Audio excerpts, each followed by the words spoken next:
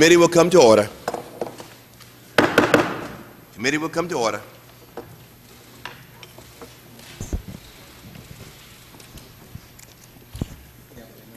Good morning.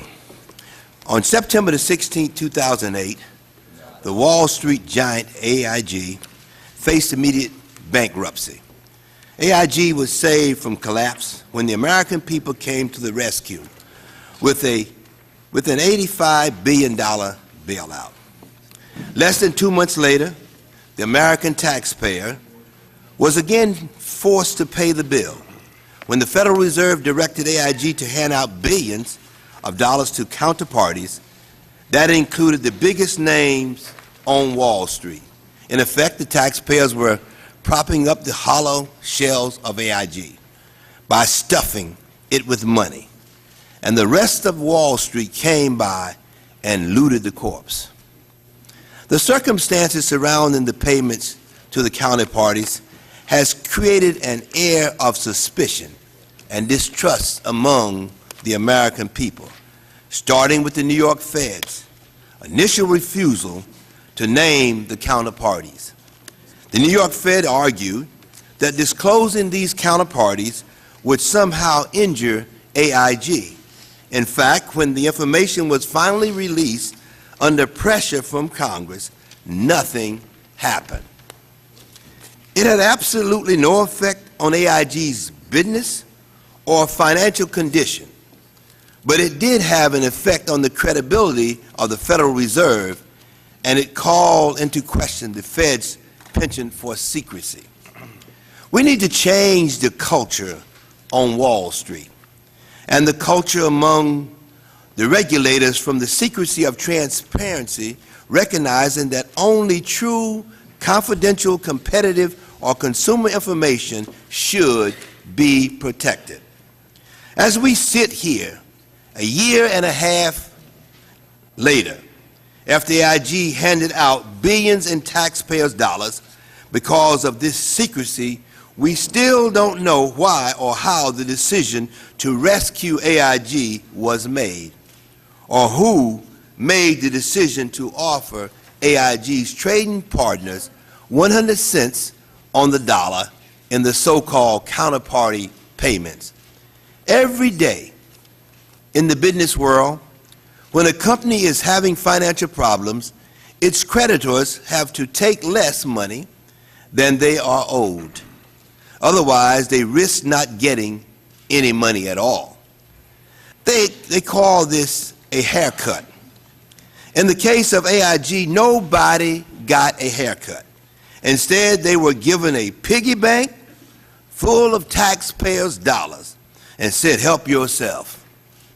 Let me just say plainly that I think just about every American would say the government should have forced Aig's counterparties to take less money.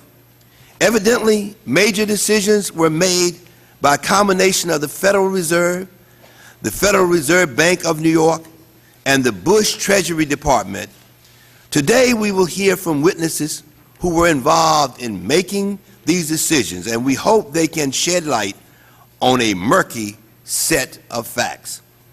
Under subpoena, the committee obtained more than 250,000 pages of documents from the New York Fed detailing its handling of the Aig counterparties. Particularly disturbing is the fact that these emails indicate that Aig proposed to disclose to the SEC and the public the names of the counterparties and the payments, but it was the New York Feds that directed Aig to withhold this information. As one New York Fed staffer put it, any public disclosure by Aig is still subject to Fed approval. At least two things are clear here. The entire financial regulatory system was broken, and there shouldn't be any more bailouts. The lack of transparency we have seen in the double bailout of Aig leads to distrust, which leads to anger. The question that looms over all of this: how do we prevent a repeat of the financial crisis in the future?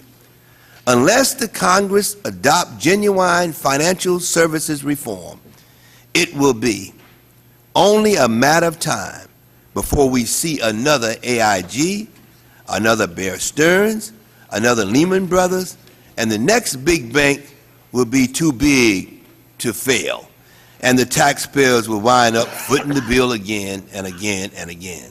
I ask my Republican colleagues on this committee to join with me in fixing the system.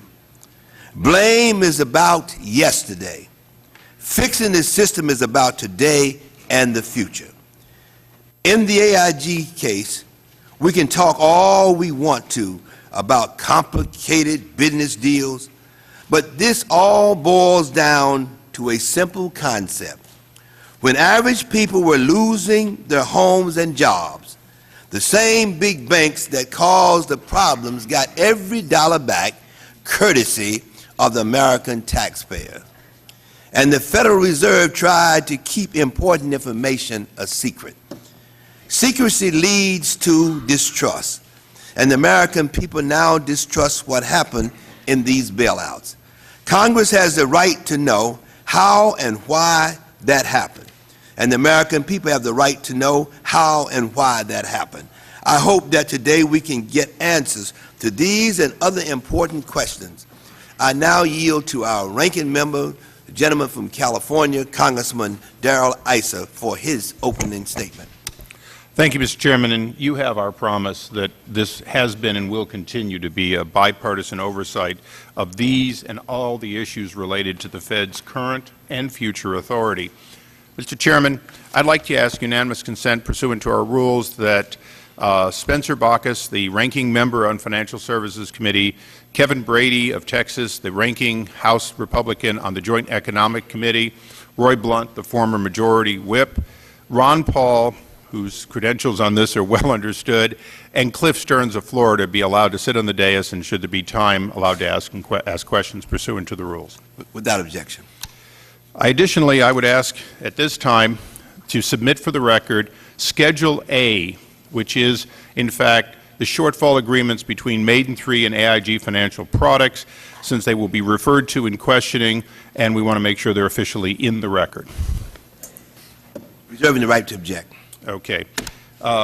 Additionally, Mr. Chairman, I would ask unanimous consent that the 8 letters previously sent to Secretary Geithner and as of today not responded to also be placed in the record at this time, although they will not be reviewed further during this hearing.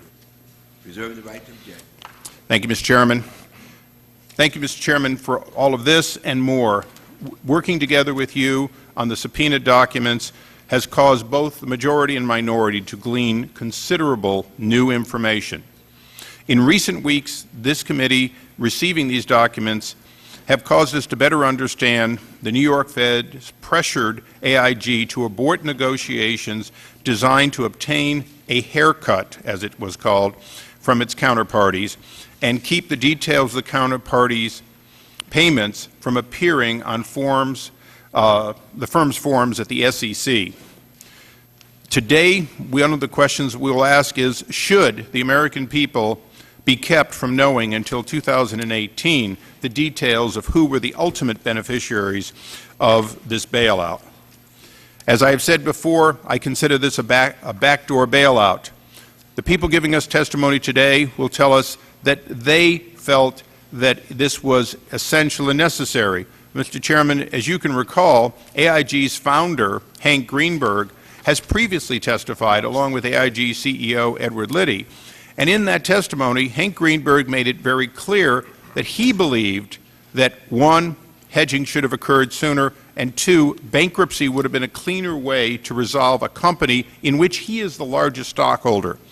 I'm proud to say after that hearing, AIG has re-engaged their founder to help them maximize the value of a company that is currently 80% owned by the American people. Not to say that there's a lot of good news at AIG. Mr. Chairman, it's clear that the money paid and it being kept secret may ultimately cause the American people never to be repaid these dollars. I'll try to, can you hear me okay now? You can't. Okay. Now, okay, I will focus on this microphone this time. Usually the problem is I'm too well heard. Right, Mr. Chairman? Generally.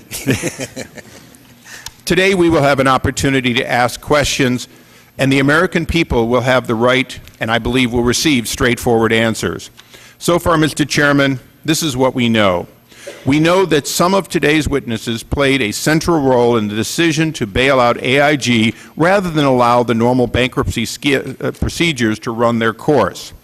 We know that one of today's witnesses made the decision to pay AIG counterparties at 100 cents on the dollar. We know that one of today's witnesses was the primary architect of the AIG trust agreement, whereby the taxpayers' investment in AIG is managed not in the interest of the U.S. taxpayers, but of the United States Treasury Department. That was from previous testimony, and we rely on that to say perhaps that is not the right answer. We know that the New York Fed sought to cover the counterparty payments made possible by the taxpayers' money. We now better understand that the New York Fed transferred their earlier responsibility to the American people after TARP was passed. We know that the New York Fed succeeded in getting the SEC to continue the cover-up until 2018, 10 years from the date the bailout began. And we know that the full amount paid to AIG's counterparties will likely never be repaid to the American people. Some facts, Mr. Chairman, remain unknown or uncertain. Secretary Geithner has claimed publicly that he recused himself from the day-to-day management of New York Fed when the cover-up occurred. In fact, he has asserted complete ignorance of the Fed's efforts to cover up the bailout details.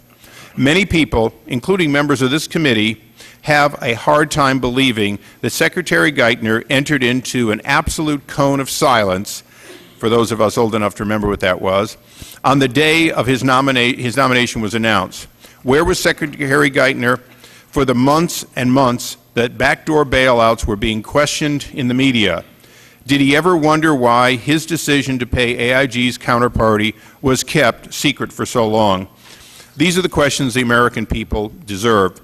Mr. Chairman, I would ask unanimous consent the remainder of my opening statement be placed in the record at this time. Without objection, so ordered. Thank you, Mr. Chairman. I yield back. Thank you, gentleman from California. This time, we would like to turn to our first witness, the Treasury Secretary Geithner. It is committee policy that all witnesses are sworn in. So, Mr. Secretary, if you would stand and raise your right hand. Do you solemnly swear to tell the truth, the whole truth, and nothing but the truth? If so, let the record reflect that he answered in the affirmative. You may be seated.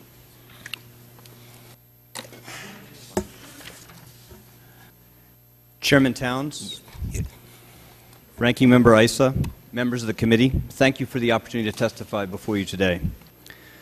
I welcome the committee's attention to this issue, and we will continue to work closely with this committee, with all other oversight bodies. Mr. Secretary, pull the mic just a little closer. We're having a little trouble So hearing. I'm almost eating it. I know. How's that It sound shows you now? our sound system is not too good around here. We keep budget I don't think I cutting. can make it any closer.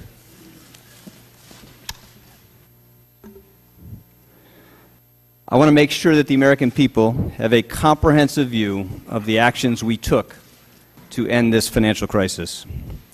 Deciding to support AIG was one of the most difficult choices I've ever been involved in over 20 years of public service. The steps that were taken were motivated solely by what we believe to be in the public interest. We did not act because AIG asked for help. We did not act to protect individual institutions. We acted because the consequences of AIG failing would have been catastrophic for our economy and for American families and businesses. More than a year removed from that terrible week of September 2008, I believe that the government strategy, and it was the government strategy, was the best of the available options and will ultimately cost the taxpayer far less than many feared and far less than many alternatives many people suggest today would have been better. And importantly, if you join with the President in adopting his proposed financial responsibility fee, American taxpayers will not have to pay 1 cent for the actions we took in AIG or the actions we took with the authority Congress gave the administration to stabilize this financial crisis. AIG's problems became acute just a few days before Lehman declared bankruptcy. At that time, our financial system and our economy stood at the brink of collapse. The banks and financial institutions that Americans rely on to protect their savings, to help finance their children's education, to help pay their bills, were at risks in which few Americans had ever experienced. The banks and the financial markets that businesses rely on to meet payroll, to build inventory, to fund new investments, to create new jobs, were threatened like at no time since the Great Depression. Across the country, across the United States of America, people were rapidly losing confidence in our financial system and in the government's ability to safeguard their economic security. In the midst of this storm, AIG posed a much greater threat than Lehman. AIG was much larger. It was spread across the globe, and its failure would have been far worse, hitting Americans in ways Lehman could not. AIG was one of the largest life and health insurance companies in the country, one of the largest property and casualty insurers, providing insurance to 180,000 small businesses and other corporate entities, which together employed about 100 million people. AIG had sold products to protect local and city governments, pension funds, and thousands of public and private companies through guaranteed investment contracts and protection for 401ks. And as problematic, AIG had engaged in a broad range of financial activities that strayed well beyond traditional insurance businesses. Using a credit rating based on the strength and profitability of its insurance companies, it had become one of the largest providers of complicated financial products in the world. It made hundreds of billions of dollars of financial commitments without the resources to back up those commitments. AIG should have never been allowed to take those risks. But it was. Its insurance regulators in 20 different states, the regulators in other countries responsible for overseeing their international activities, and its holding company supervisor, the Office of Thrift Supervision, did not act to constrain the risks AIG was taking. Important to recall that the Federal Reserve was given no responsibility and no authority to contain risks that AIG was taking. No one acted to constrain risk-taking by AIG. And none of those regulators, in the moment of crisis, had any ability to respond to its failure. The government of the United States did not have the ability to seize AIG and wind it down in an orderly way as the FDIC can and does for banks. Neither the bankruptcy code nor insolvency procedures for insurance companies could have handled the job. And there was no way to draw a line around AIG and prevent its failure from wreaking havoc across the system. The Federal Reserve was at the center of response to the crisis because it was the only fire station operating. The Federal Reserve faced a terrible choice: to support AIG, putting billions of dollars of taxpayer resources at risk, or to let AIG fail and accept potentially catastrophic damage to the economy. We were not willing to accept such a catastrophe. So just 4 days after the AIG was drawn into that crisis, the AIG crisis, we extended AIG a line of credit secured by its insurance businesses. In return, the taxpayer took about an 80% stake in the company and began the process of restructuring management and the board and the firm itself. That initial action helped stem the bleeding for a time, but given the massive losses AIG faced and given the force of the storm moving across the global financial system, it was not enough. And we had to work very quickly, almost from the beginning, to design and implement a broader, more permanent restructuring. AIG needed capital, not just a line of credit. And AIG's vulnerability to future losses, to the bleeding of cash, had to be reduced. On November 10th, the Federal Reserve and the Department of the Treasury jointly announced a series of steps designed to stabilize the company. The Treasury invested $440 billion of preferred capital under the authority Congress provided the executive branch under the TARP. and the Federal Reserve helped establish and fund two entities called Maiden Lane 2 and 3 to purchase a range of assets from the company that were threatening AIG's financial solvency. Maiden Lane 3 in particular has been the subject appropriately of a range of questions about how we treated firms that had bought these insurance contracts from AIG. And in this effort, and I want to make this very clear, in this effort, our objective was, as always, to get the best deal for the American taxpayer. And we faced a number of options.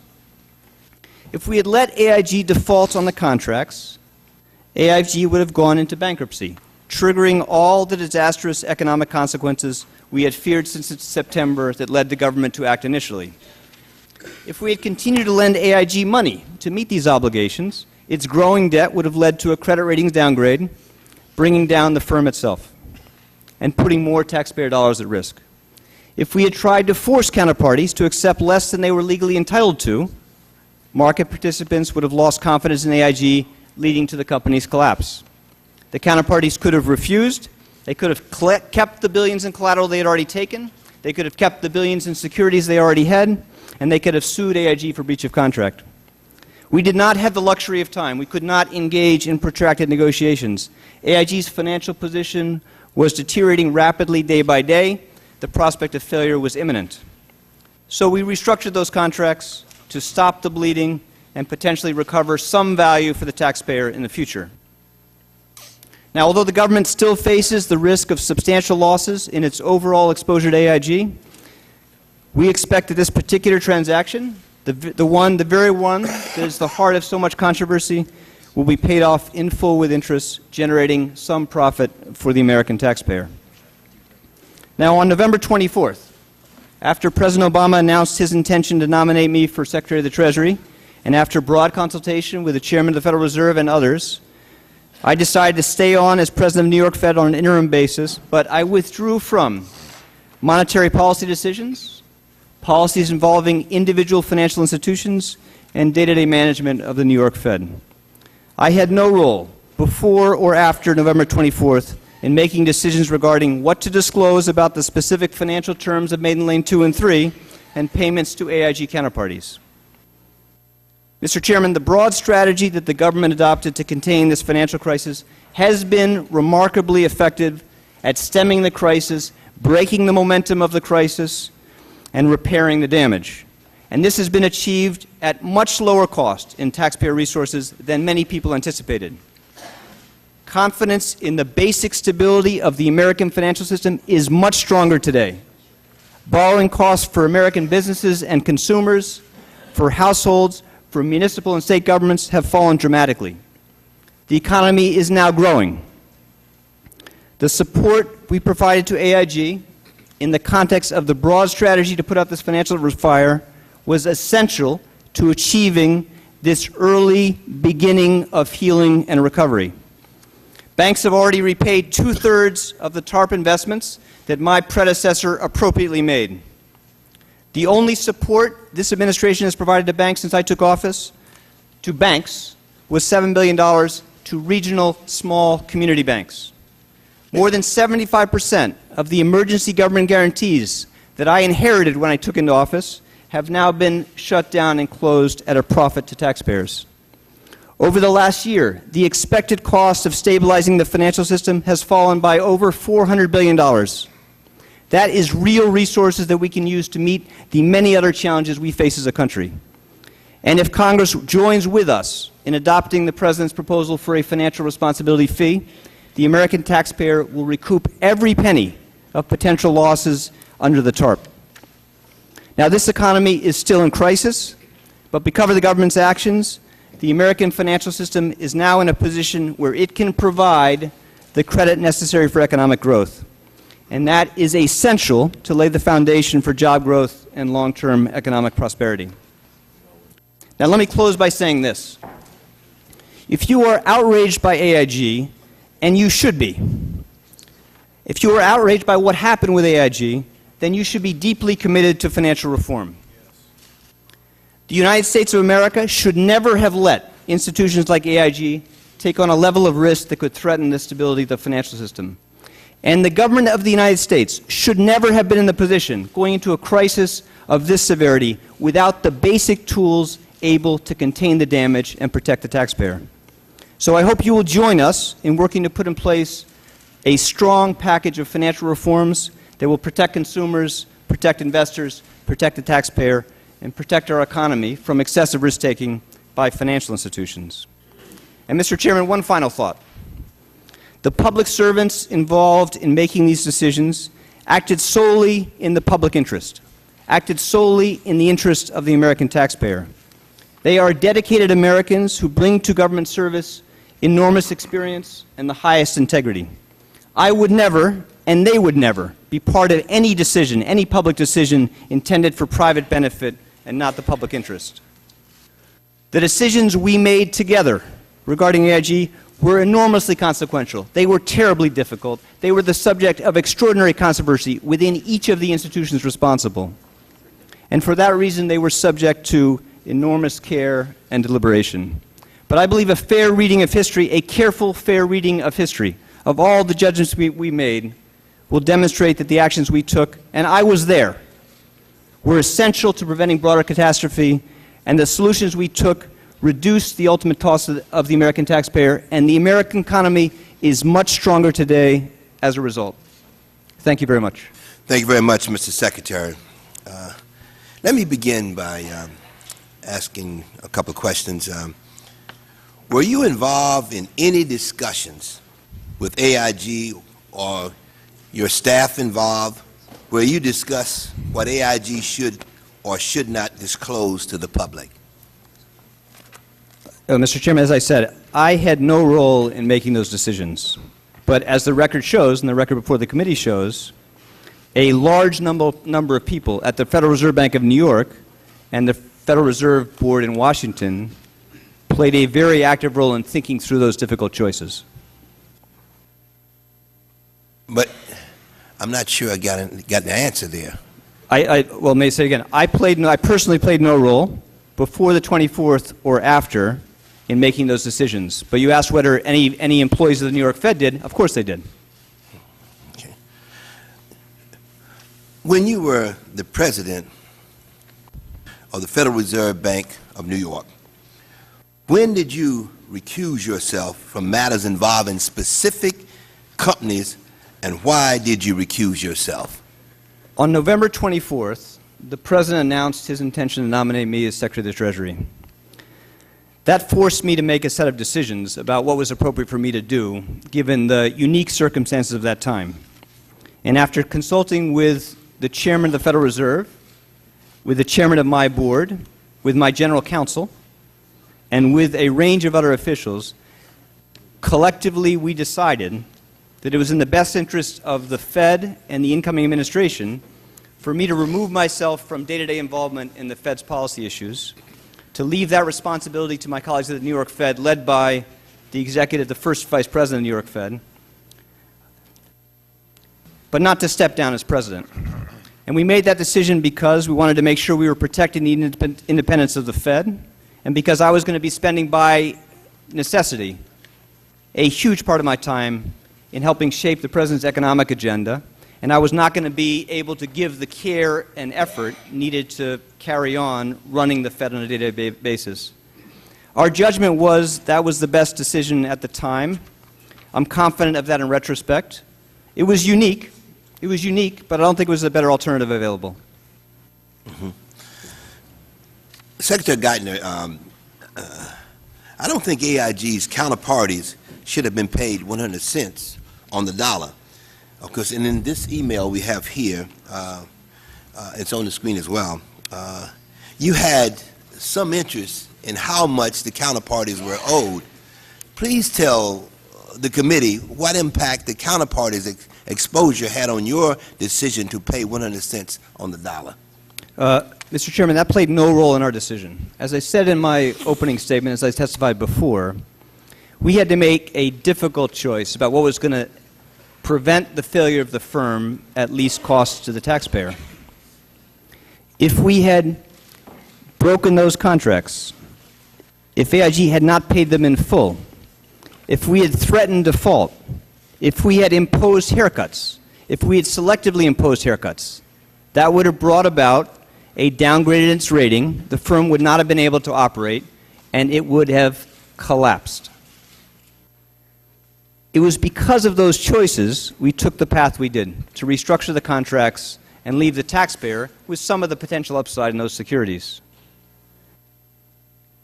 Now, judging what is systemic and why a failure of Aig might matter for the system as a whole is a very difficult judgment to make. There's no black and white choice in that context. But our judgment was, as I said in my testimony, that Aig's collapse would have dramatically magnified all the effects you saw in the immediate aftermath of Lehman's failure, and in some ways they would have been more consequential because they would have spread to a set of insurance businesses, and that would have been much worse for the country. So we were guided by a simple but terrible choice: how best to prevent default at least cost the taxpayer. Thank you very much, Mr. Secretary. I now yield to the gentleman from California, Ranking Member Congressman Issa. Thank you, 5 minutes. Thank you, Mr. Chairman. And I'm going to pick up pretty much where you left off. Secretary Geithner, I think, pardon me? I think you've answered, that you played no role in the decision to not disclose the full payment, the 100% payment to the counterparties, that you were not part of what some of us have called a cover-up. Is that right? Absolutely. Okay. Let me follow up then. If after November 24th you were not involved in any activity, then one more, just to be clear, did you ever become involved with the Federal Reserve's disclosure decision with respect to AIG counterparty claims after your nomination as Treasury Secretary? In other words, have you ever participated or questioned or stayed involved with that? No, I did not. Well, from what we were given by the Fed, could we put up slide 1?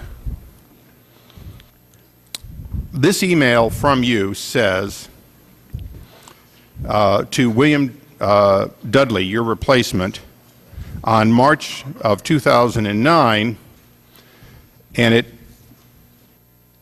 where's the line to read here? Okay, yeah, it's easier to read on the screen. Where are you on the AIG counterparty disclosure issue? Long after you left, you made this email. What was it about, and what was the answer? Well, Congressman, as you know, this question of disclosure was the subject of huge amount of controversy. And most people... You think? Yeah. That's what my son says, and I agree with you. And I think most people feel as you do. They said, why shouldn't it be disclosed? Why shouldn't it be disclosed? And as you know, in March, which I think, if I'm not mistaken, yeah, that it was was March the 15th. Time of this email, it had been subject of testimony by the Vice Chairman of the Federal Reserve, and the Federal Reserve was facing a huge amount of pressure and attention over whether to disclose. So I assume I was doing what you might expect in that context in asking them, where were they? Were they going to change their position? Okay. Well, then following up on your continued involvement and looking at them, where are you on this? Do you believe that there should be full disclosure, as the President has said, that these kinds of instruments should be public, that essentially they be like any other instrument, the details of which should be available broadly? Congressman, I believe deeply that trust and confidence in the financial system requires disclosure and transparency. I believe that trust and confidence in the government requires that our actions be subject to full exposure and review by careful independent analysis.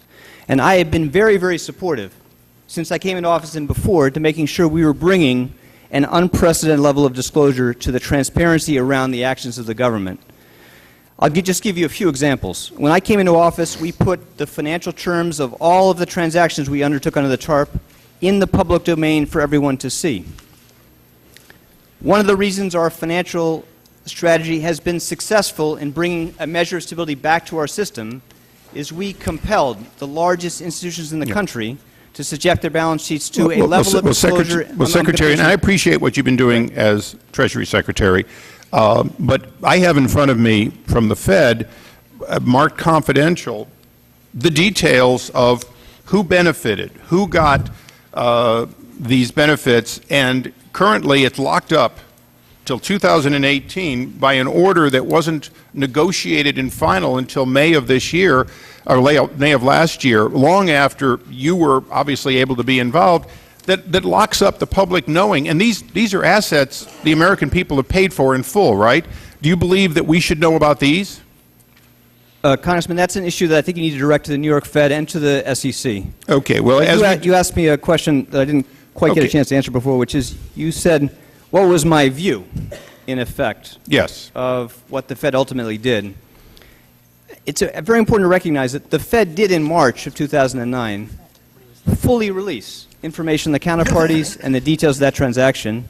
And based on what I know, I thought that decision was appropriate then. Now, I know a lot of people have said, okay, should that have come sooner? I think reasonable people could come to that judgment, but I did not stand in their shoes at the time. Now, as a member and the head of the New York Fed, and also, I guess, broadly a member of the board generally, until you were sworn in. Gentleman's time's expired. I'll just finish up this one question, Mr. Chairman, very quickly. You were aware that Chairman Bernanke, in fact, had in front of him from the staff a report that said AIG should be allowed to go bankrupt, which was then held back on September 16th, based on his decision on September 15th, not to disclose this for a broad vote of the board, weren't you? I'm not aware of the email you referred to, but I'm aware of the following, and I want to emphasize The witness this. may answer the question, and then we're going to move on to the next questioner. Thank you. Every decision we made in the days before September 16th and afterwards were enormously controversial decisions. No, Mr. Chairman. The gentleman's time's I expired. understand. Chair recognizes Mr. Kanjorski. I would ask unanimous consent to just get an answer to the question. It'll be very quick. Each member has 5 minutes. Without objection, the witness can answer the question. We're going to move on to The Mr. only question we Kanjorski. want is, were you aware of that? And if you weren't, do you think you should have been aware of that for a vote on September 16th? That's all. Well, I was aware that there was enormous concern both in the New York Fed and at the Federal Reserve Board about the choices we were confronted.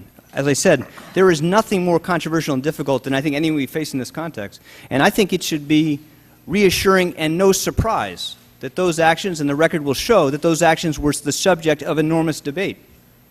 And they were the subject of debate before the 16th and afterwards. And every time we faced the possibility of having to do more, we all stepped back and said, do we really need to do that? Does that make sense? And Okay. that is a good thing for the country. You had people willing to debate that and argue it forcefully. Thank you. Chair recognizes Mr. Kanjorski. Thank you very much, Mr. Chairman. Mr. Secretary, there's a famous expression, I think it comes from one of the fine poets of our era. We have come to bury Caesar, not to praise him. And I hope you appreciate the role of Caesar that you're playing today. But it made me think about the fact that last Sunday I watched a ball game, and in the closing moments of the ball game, the quarterback made a tremendous decision to pass the football and got intercepted. And as a result, the opposing team took the ball down the field and kicked a field goal and won the game. And I convened several meetings in New York after that game and met extensively on Monday and Tuesday, and we have concluded that he just did the absolute worst thing that he could have done.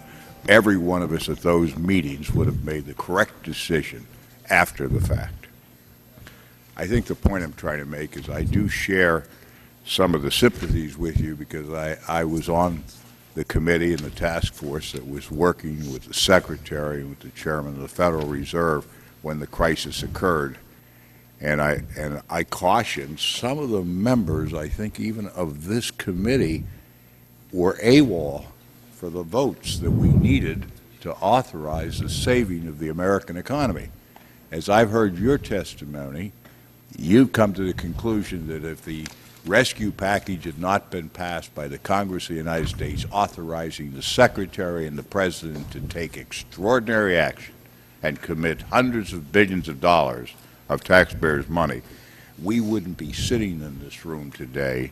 We probably wouldn't be operating under the Constitution that was saved as a result of that precipitous action taken in a very short period of time. Is that relatively correct? I completely agree, and those members of Congress on both sides of the aisle that voted to authorize that action did the right and the necessary and the courageous thing. And they made it possible for my predecessor and the Federal Reserve to start to stabilize this thing. And it would not have been possible without that authority and without that legislation. I appreciate that. I sometimes, as a matter of fact, I took that argument to the White House at that time. If you remember, the President was not as outspoken. And I always was convinced that in a democracy such as ours, transparency, both in bad news and dangerous news, must be shared with the people. And part of the problem at that time, we didn't share that news. And even to today, most people in this audience and most people throughout America have no idea how close we came to total annihilation and disaster. Is that correct? That is my view. I think for the first time since the Great Depression, you were seeing a full-scale run on the financial system. People were taking their savings out of banks. They wondered whether a dollar was a dollar, whether a dollar in a money market fund would be worth a dollar. They worried about whether a dollar lent to a AAA company would be worth a dollar. It was a basic calamitous breakdown in the fabric of our system. And no recovery would have been possible without starting to stabilize the system and stem the bleeding. And that was something that could not happen without the authority that, as I said, many people in this room, many people on both sides of the aisle voted to approve. Am I correct that there were discussions held at the highest echelons of the United States government and the Congress at that very time as to whether or not law and order could be secured in the United States if we did not take precipitous action to assure the people that the economic markets of the United States and the world would be held secure? Well, I was not in the executive branch at that time, so I can't speak to that, but it would not surprise me if that was the case. Again, this was the gravest crisis we had seen since the Great Depression. It was not going to solve itself. Many people advocated we should let it burn itself out. But that would have been catastrophic for the economy. We're still living with the consequences of the damage and the wreckage. The scale of the challenges we face today as an economy are rooted in that crisis, and they illustrate the force of the pressure and the momentum that was already, we were already living with in August of that summer. All decisions made in those fateful 2 weeks weren't the correct decisions, were they? Oh, Congressman, I think every day about things we could have done differently and done early. And I think a great strength of this country is that people in the Congress, in independent oversight bodies, in the Financial Crisis Inquiry Commission, we're all going to take a cold, hard look at everything that was done. Gentleman's give us a better basis. time's expired. You may continue with your answer and conclude. And that'll give us a better basis for fixing this mess and preventing it from happening again. And we will cooperate fully in all that effort. Thank you, Mr. Secretary. Thank the gentleman. Chair recognizes Mr. Burton. Thank you, Mr. Chairman.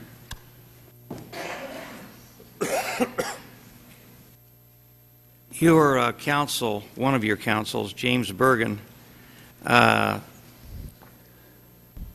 said on March the 12th, I don't know if there's any way to manage it so the Congress won't ask for it, or if they do, won't release it. Does he work for you? Or did he work for you?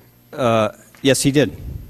Does your legal counsel have the authority to make comments and decisions without your knowledge? Of course. But regarding something of this import? Well, as president and CEO of the New York Fed, of course, I was ultimately this doesn't require responsible. a long dissertation. No, it's not a long answer. All I want to know is, do they have the authority to make these kinds of comments and decisions without you knowing about it? Of course.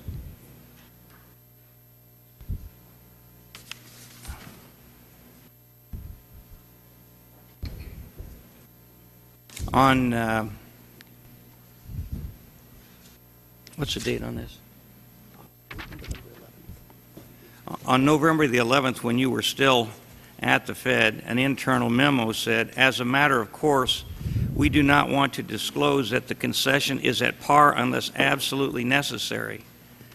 Are you familiar with that memo? Not with that email. As I said, I was not involved in decisions about what to disclose about the individual transactions or the names of counterparties.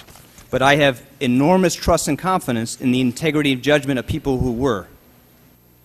And then on March the 15th, after that, we had up on the board there a few minutes ago the email to Mr. Dudley. It says, where are you on the counterparty disclosure issue? And Dudley responded, my understanding is that it is in train and could come out as early as today. Are you familiar with that? I don't recall his response, and I didn't recall my email until you put it in front of him, but now I see it.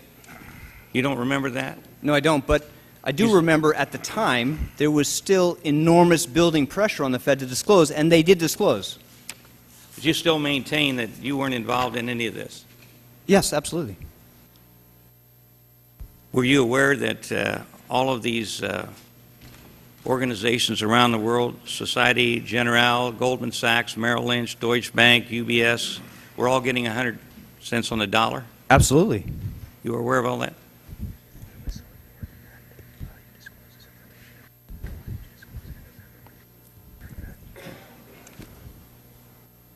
Why wasn't this disclosed back in November when you were the head of the Fed? Well, again, that is a question you need to direct to the people who were responsible for that judgment. Well, you were the head of the Fed. I was the head of the Federal Reserve Bank of New York until I was confirmed by the Senate for this job. Why wouldn't this have been disclosed by you back then? Well, I mean, you're Congressman, saying that, what was this, a group that I made don't the know how to decision? say it any differently, but when the President announced his intention to nominate me, I withdrew appropriately from a whole range of policy decisions of the Federal Reserve Bank of New York, in part to protect the Fed, in part so I could do my job of helping the President prepare for how to fix the mess we inherited. Now, because of that, I was not involved in those decisions, but I want to say the people who made those decisions did so. This happened on November the 11th before you withdrew. What happened on November 11th? This knowledge. Oh, Mr. Chairman, as I said in my testimony, I was. Why wasn't it disclosed back then? Well, we didn't face that choice then. I was directly involved in the judgments that we collectively made. You didn't face the choice back then? No, we didn't. No, but the choice that I was deeply involved in, fully support, believe was the right choice, was the decision to restructure these contracts in a way that was better for the taxpayer and prevented the default of the company. I was fully supportive of that, fully aware of that. It stretches credulity for us to believe that you had no role in this and didn't know anything about it when your attorneys and people that work for you were sending emails all around the place, and you were the head of the Fed and you didn't know anything about it. It just doesn't make any sense to me, and I think a lot of my colleagues feel the same way. Congressman, I was president of the New York Fed throughout that time. We were involved, as you know, in an extraordinary, complicated range of things. But this is major stuff. The decisions around AIG were major and hugely consequential, and they were done with enormous care and judgment. But the choices around disclosure, which understandably are the focus of so much attention, are not judgments I could speak to. Let me just finish by asking this. Do you think that there ought to be an annual audit of the Fed? I am very supportive. Gentleman's time expired, but Mr. Secretary, you may answer the question. I am very supportive, as part of financial reform, of trying to make sure that the Fed is subject to an adequate level of transparency and disclosure and oversight. And the chairman of the Federal Reserve has worked with many members in Congress in helping shape reforms that would achieve that outcome. I'll take that though, I want to be, it's very important we protect the independence of the Fed on monetary policy issues. It would be a deep mistake for the country, a grave mistake for the country, to threaten that independence. Chair recognizes Mr. Cummings. You may proceed. Secretary Geithner, I don't know whether you realize this, but it was the Democrats that asked for this hearing. I specifically asked for this hearing. Did you know that? I believe I did know that. And let me tell you that when I asked for the hearing, I must tell you that I was extremely concerned, and I was questioning whether you had acted appropriately.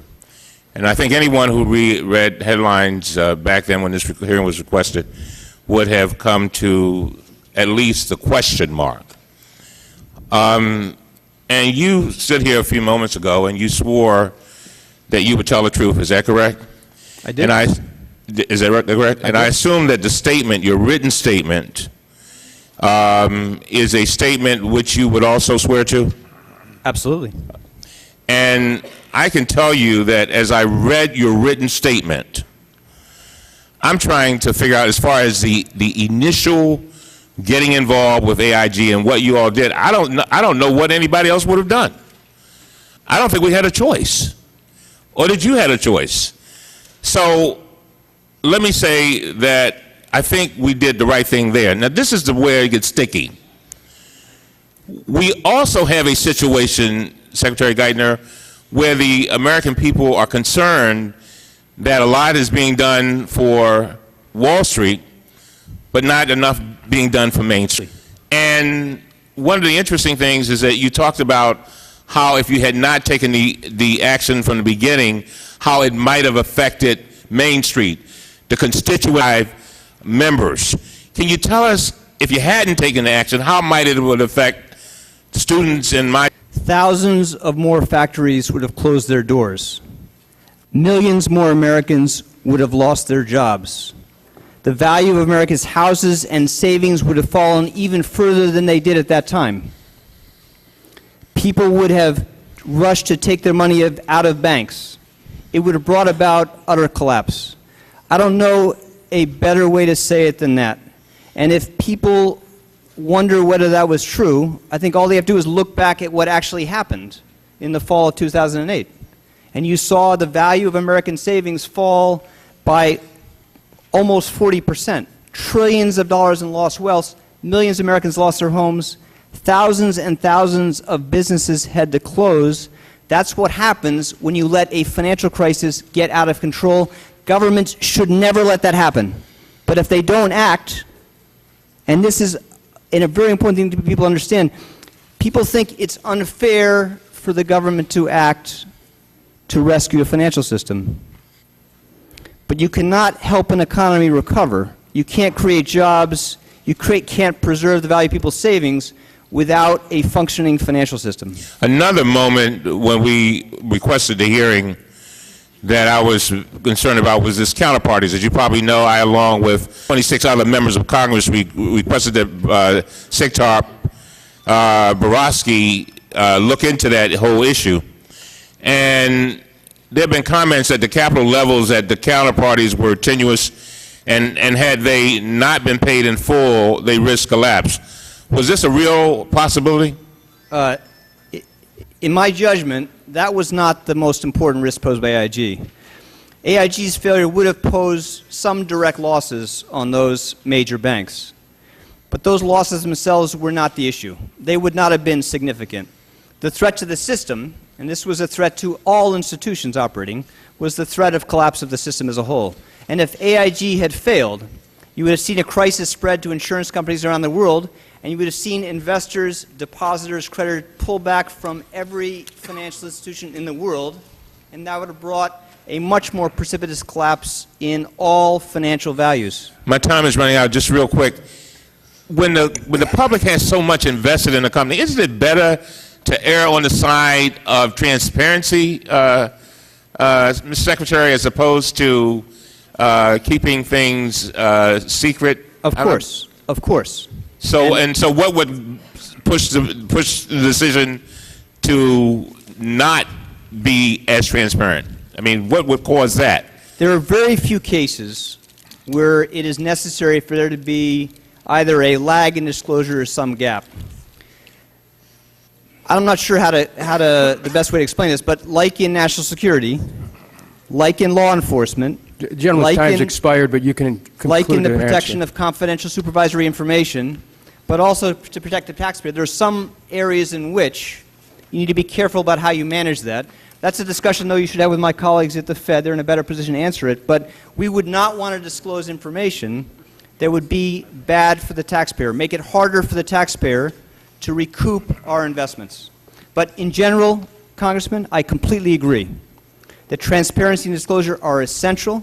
The American people deserve it, and we have been very effective in bringing an unprecedented level of security to all the basic actions we took in this financial crisis. An unprecedented level of transparency and disclosure. Thank you very much, gentlemen. Chairman. Thank you. Chair recognizes Mr. Micah. Thank you, Mr. Chairman.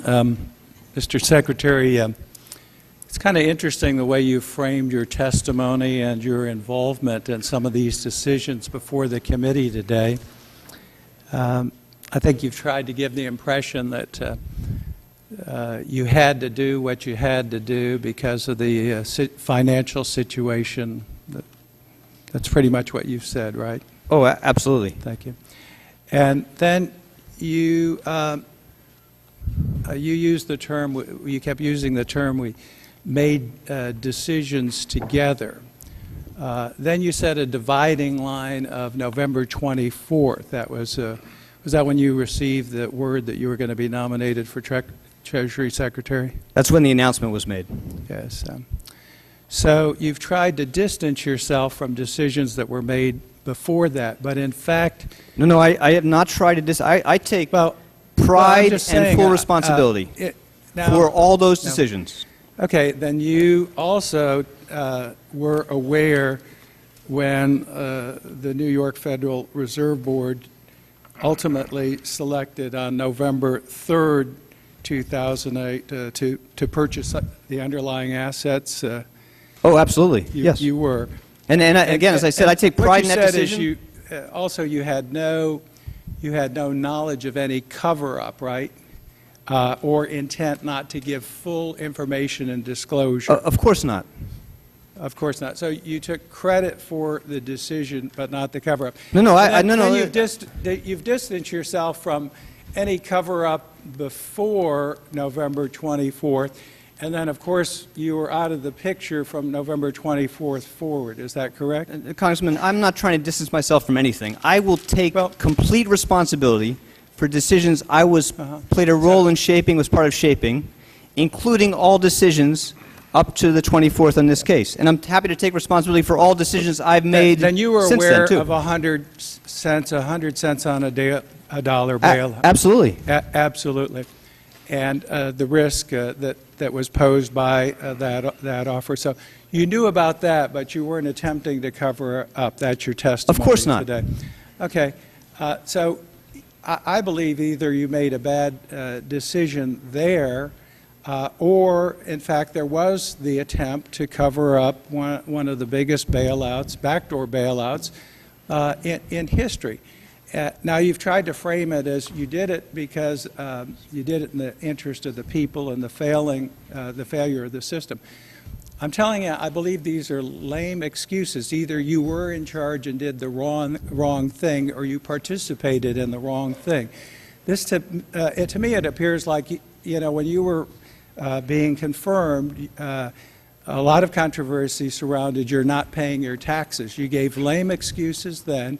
I believe you're giving the committee lame excuses now. And my final question is, why shouldn't we ask for your resignation as Secretary of the Treasury? I didn't think you should have been Secretary of the Treasury when it was disclosed that you didn't pay your taxes, because that's the highest financial responsibility position in the United States government. So why shouldn't you step down That now? is your right. That is your right to that opinion. I have worked in public service all my life. I have never been a politician.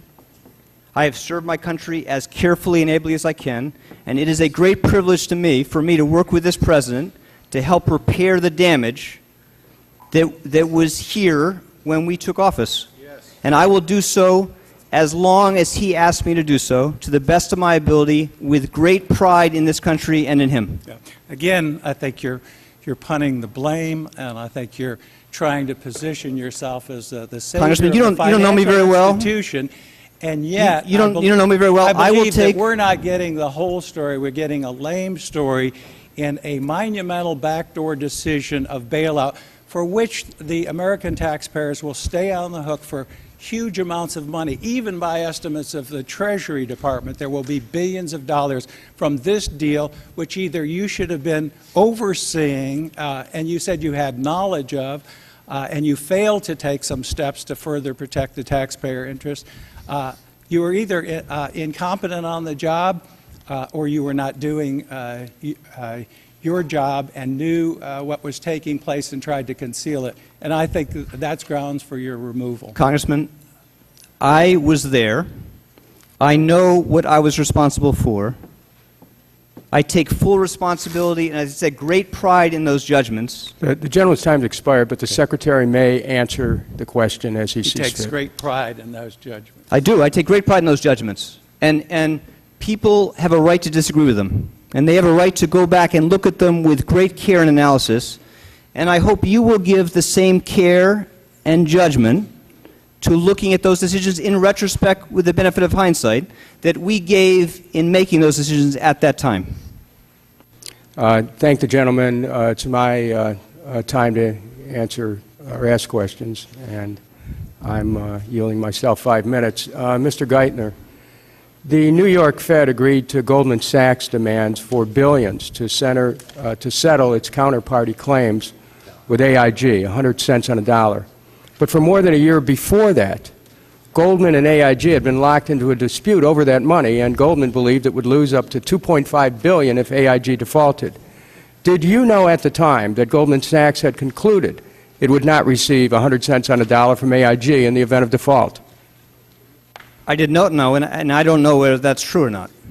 Goldman had said publicly that they didn't need the government's money, that it was fully hedged, and would not have been materially affected if AIG had defaulted.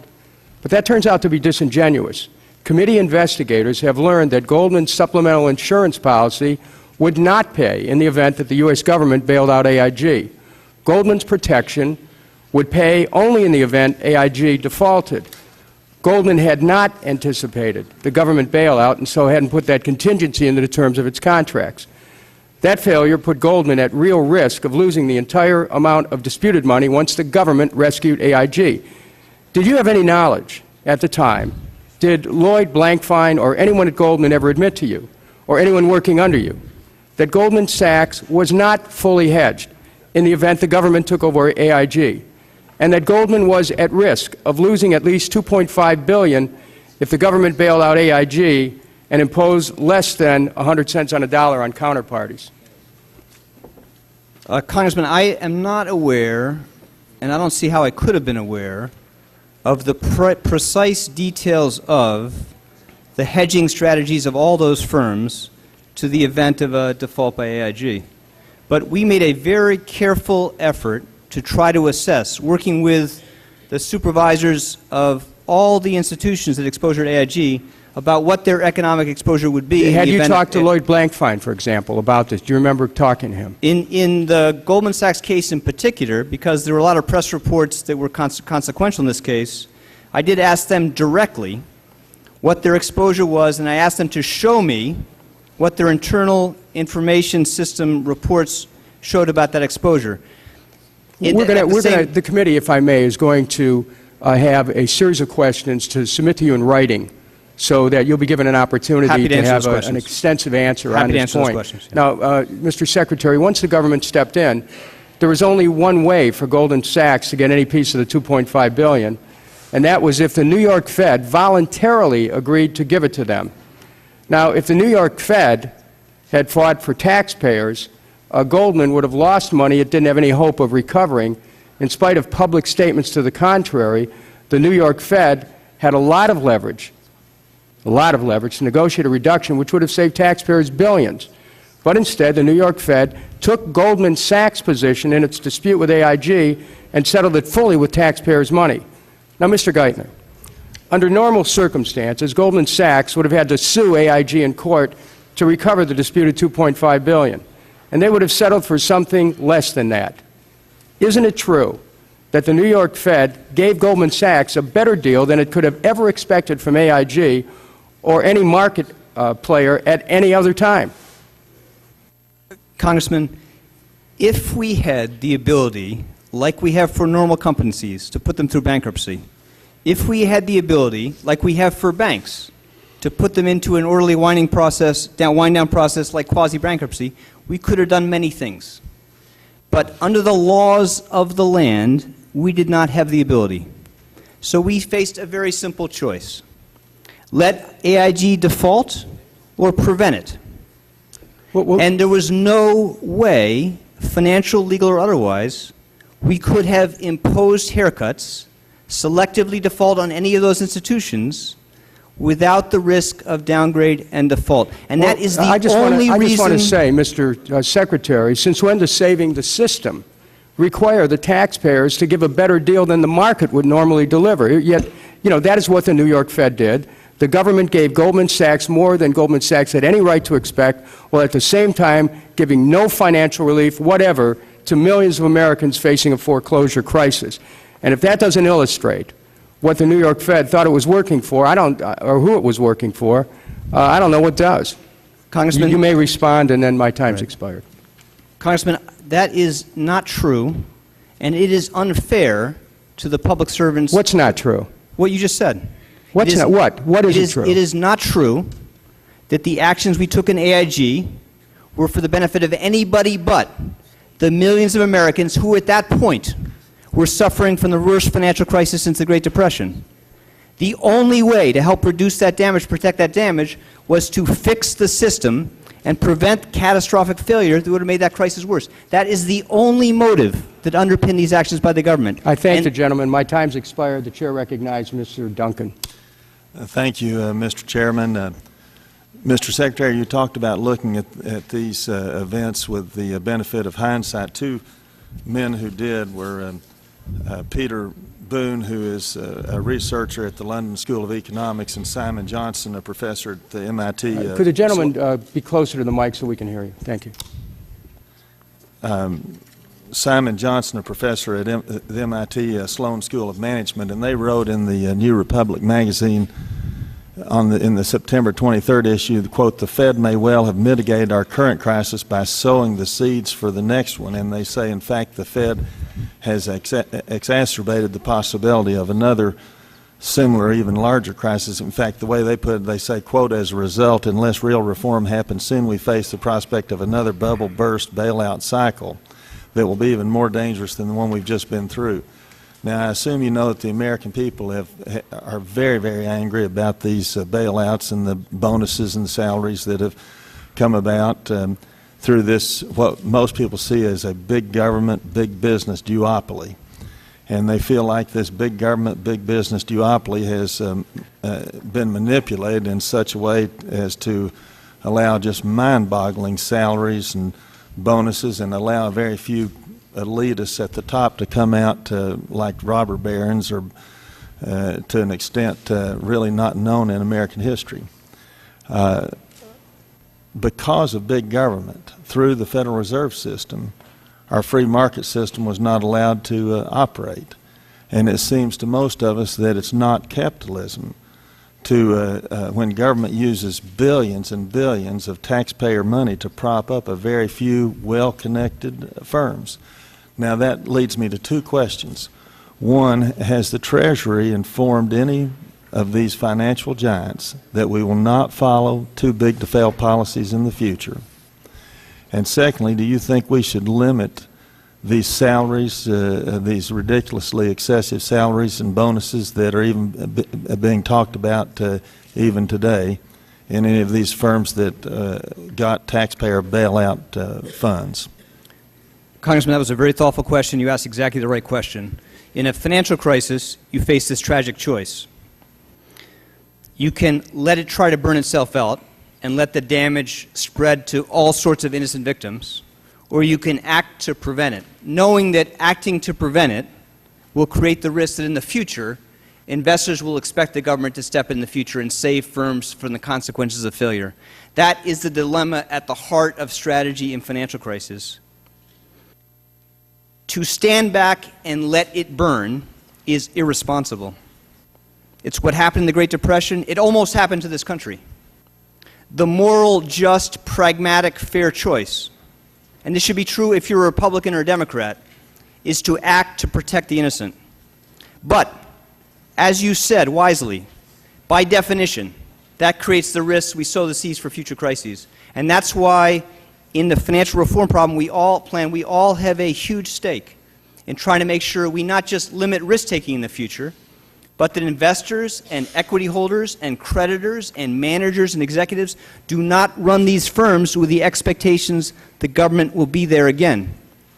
And that's why it's so important we put in place types of bankruptcy mechanisms that we have now for banks, but we do not have for institutions like AIG. Now, absolutely, we have made clear in public, in crystal clear terms, in reform proposals that are now moving through the Congress, that we need to end this expectation of too big to fail in government assistance. And if you look at what we have done since we came to office, we have moved very aggressively to pull the government out of these institutions, to make sure we are not in these institutions a day longer than is necessary, to replace the public capital with private capital. And we've done that by forcing disclosure and forcing firms to recapitalize with private money, precisely because we want to limit the scale of the government's involvement and end this exceptional period as quickly as we could. And that strategy has been very, very effective in ways that people on the right and the left should welcome. On the right, it means that the government is out much more quickly than anybody expected.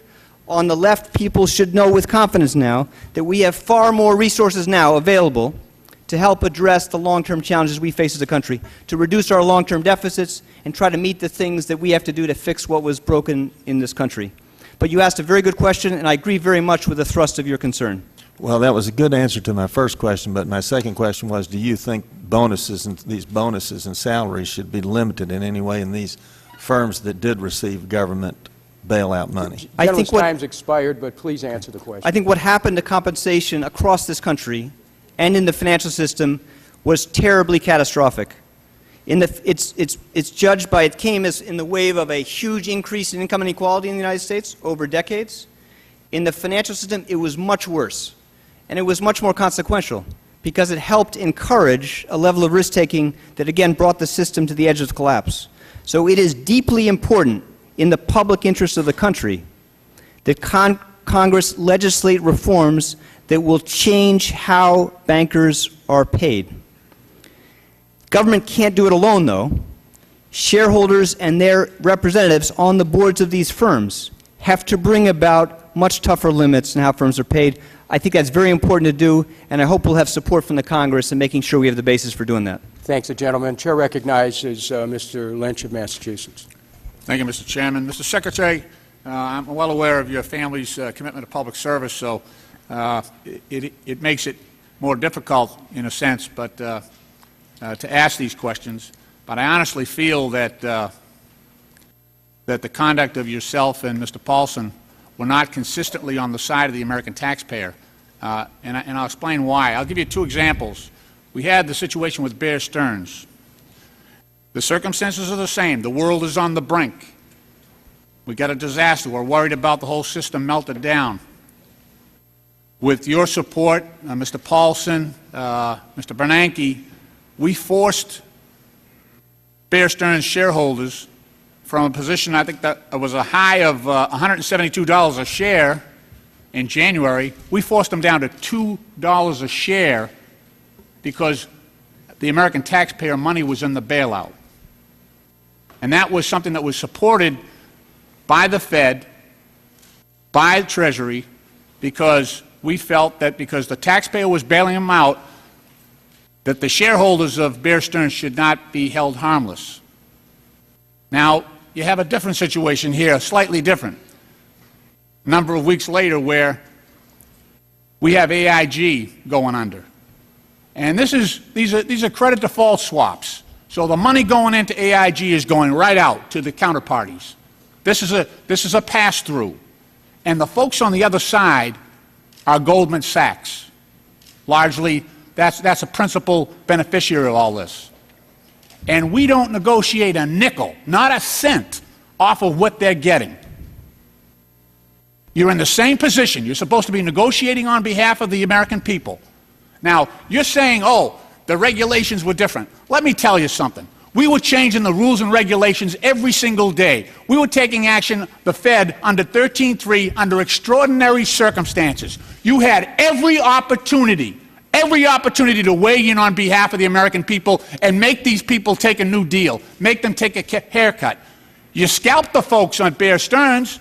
2 cents on a dollar they got. 2 cents on a dollar.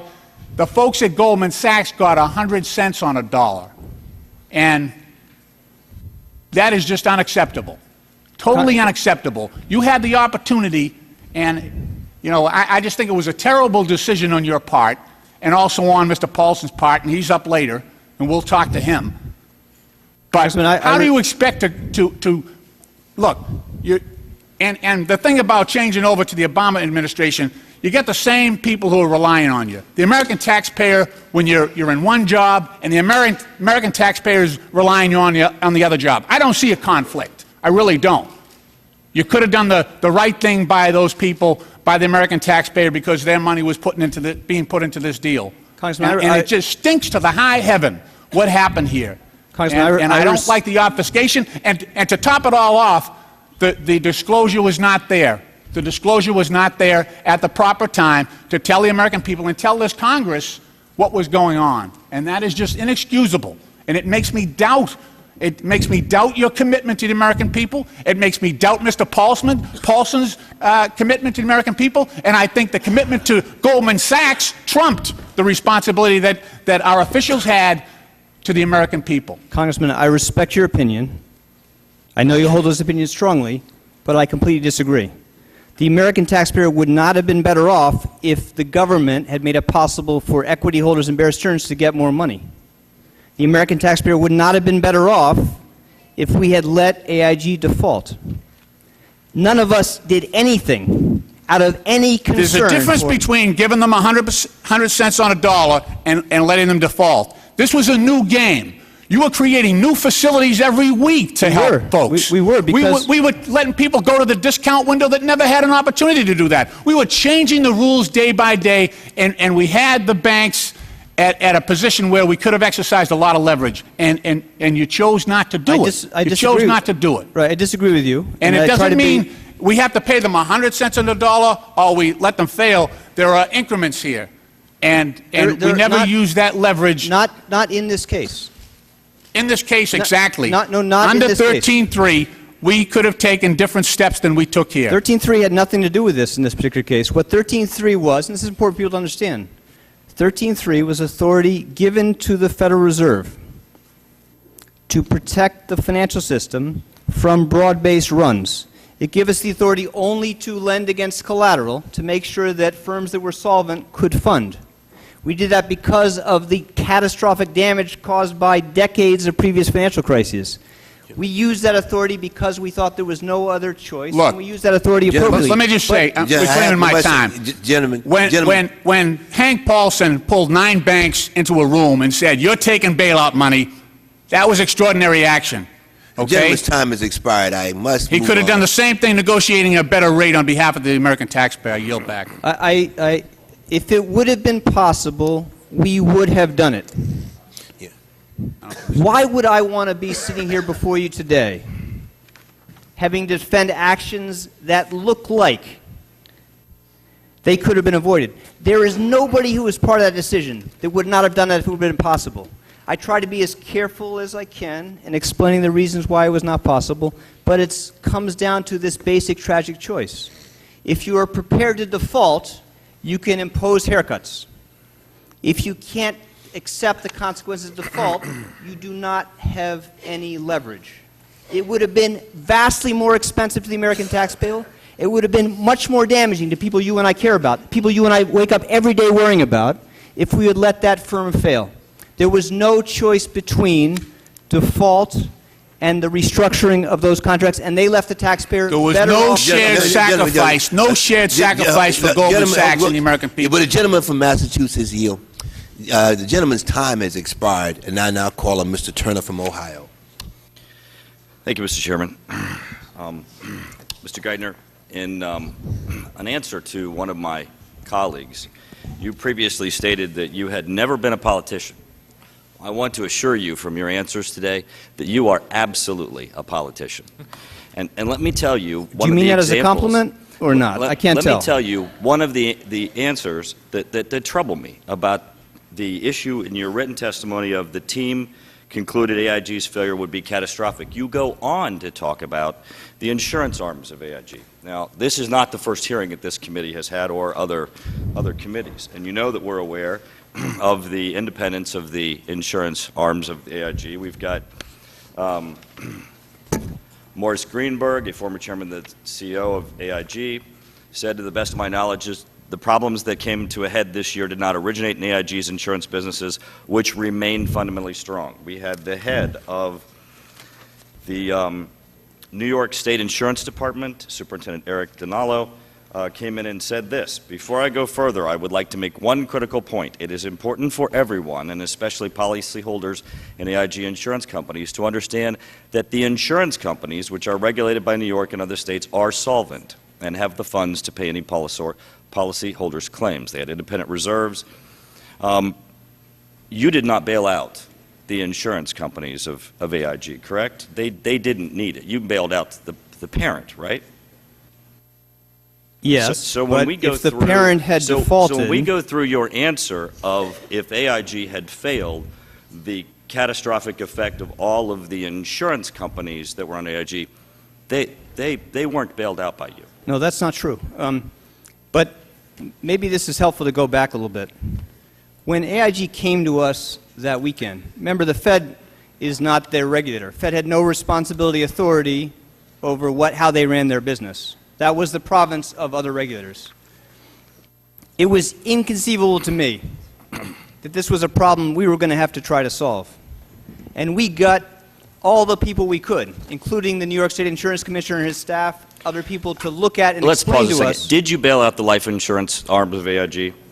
Those insurance companies... Did you bail out the life insurance arms of AIG? Well, again, I wouldn't use that term. The actions we took helped Did you bail out the prevent... health insurance arm of AIG? Well, again, the actions we took to prevent default of the firm protected those companies Mr. Geithner, from the risk of failure. The testimony we've received previously from those who were looking at those arms was that they were substantially sound, and so the catastrophic effects that you list certainly are something that we would all have been concerned about. I disagree completely. The people can look at this and they can come to different judgments, but the people who were responsible for looking at those insurance companies, frankly, had no idea of the risks with firms' term, and you could not separate those companies from the companies that had taken terrible risks.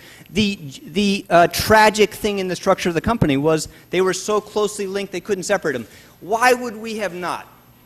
If it had been possible to separate the place that was taking the firm down, to separate that cleanly, separate that from those, we would have done that in a second. And in fact, much of what the management of this firm is trying to do today still, 15 months later, is designed to achieve that objective. But they were tightly connected. They could not have been separated. And the insurance supervisors who were responsible for the individual firm did not know the extent to which the financial basis of the insurance companies was so connected to the holding company and the AIFP that had taken all those risks. Well, Mr. Secretary, as you were going through the bailouts and as we looked to the counterparties and the funds that were received, one of the biggest concerns that I've had through all of this process is that I believe that when it all becomes public, and it hasn't all become public yet because we don't have everything from you, that this may turn out to be the largest theft in history.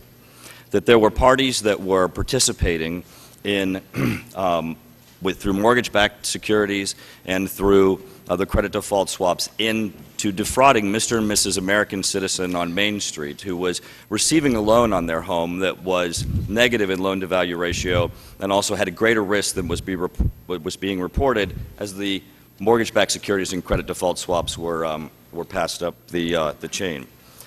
Do you have any information of AIG knowing that the loan-to-value ratios were inflated and that the risks were being understated? Because I truly believe that throughout this system that brought down the systematic mortgage crisis system and the process, that there was a significant amount of defrauding going on and that people need to be held accountable. And I don't think in your system where you're bailing out, you're taking into consideration those that were bad actors.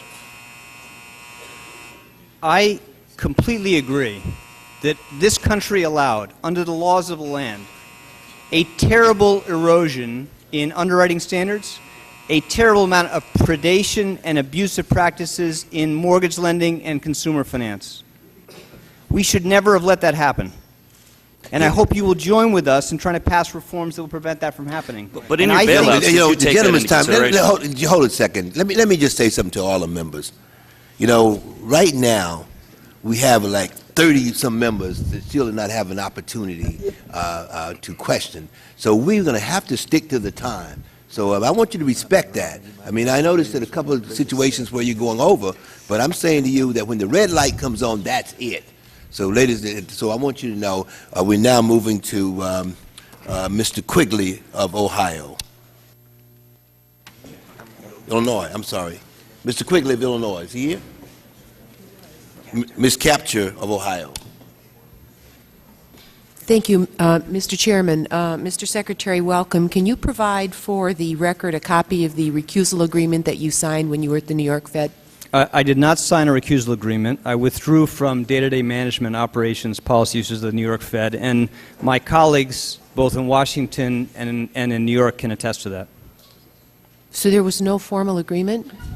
No, as I said in my testimony, what I did is I withdrew from, and this was very important to do. Again, no precedent for this, a sitting president of the New York Fed being nominated to be Secretary of the Treasury. And I withdrew from, after carefully consulting my colleagues, from involvement in monetary policy decisions. I did not go to the FOMC meeting in December, and I withdrew from all decisions about these individual cases involving the financial system and from day-to-day management. And that was the right thing to do at that time. Thank you for clarifying that. Number two, a lot of people think that the president of the New York Fed works for the U.S. government. But in fact, you work for the private banks that elected you. No, that is not true. Can you provide, for the record, the names of the handful of bankers on the board of the New York Fed that elected you in 2003, please? That is a matter of public record. It was 2003? Of course we can do that. Thank you very much. But, Congresswoman, can I just say, what you just said was not true. I work in the public interest. Officials of the Federal Reserve work for the public interest, and they work for the government. But the people don't elect you. The heads of the Feds around the country don't elect you. It's the individuals who sit on the board of the New York Fed that elect you. Is that correct? It's slightly more complicated than that. What the Congress did in setting up the Fed is set up a system where the presidents of the regional reserve banks are elected by their board, but it requires the approval of the chairman of the Board of Governors in Washington for them to serve. So it is a delicate balance of checks and balances, and Congress designed that system. But it is largely private banks that elected you, and I would like you to provide that for the record, please. Oh, absolutely. That's a matter of public record. The Cleveland Fed is not equal to the New York Fed, so I'm very interested in your answer to the record.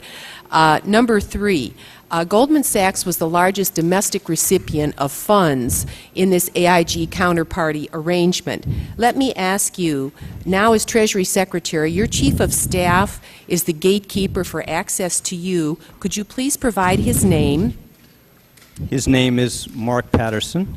Thank you. And for whom did he work before you selected him as your Chief of Staff? He worked for the President's transition team.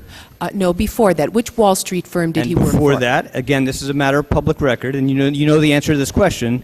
He worked for Goldman Sachs. But thank you very much. You answered my question, Mr. Secretary. Now let me say this: the AIG transaction. You have answered the question. No, what you're doing is you've answered the question. Thank you. The AIG transaction was disturbing to many observers.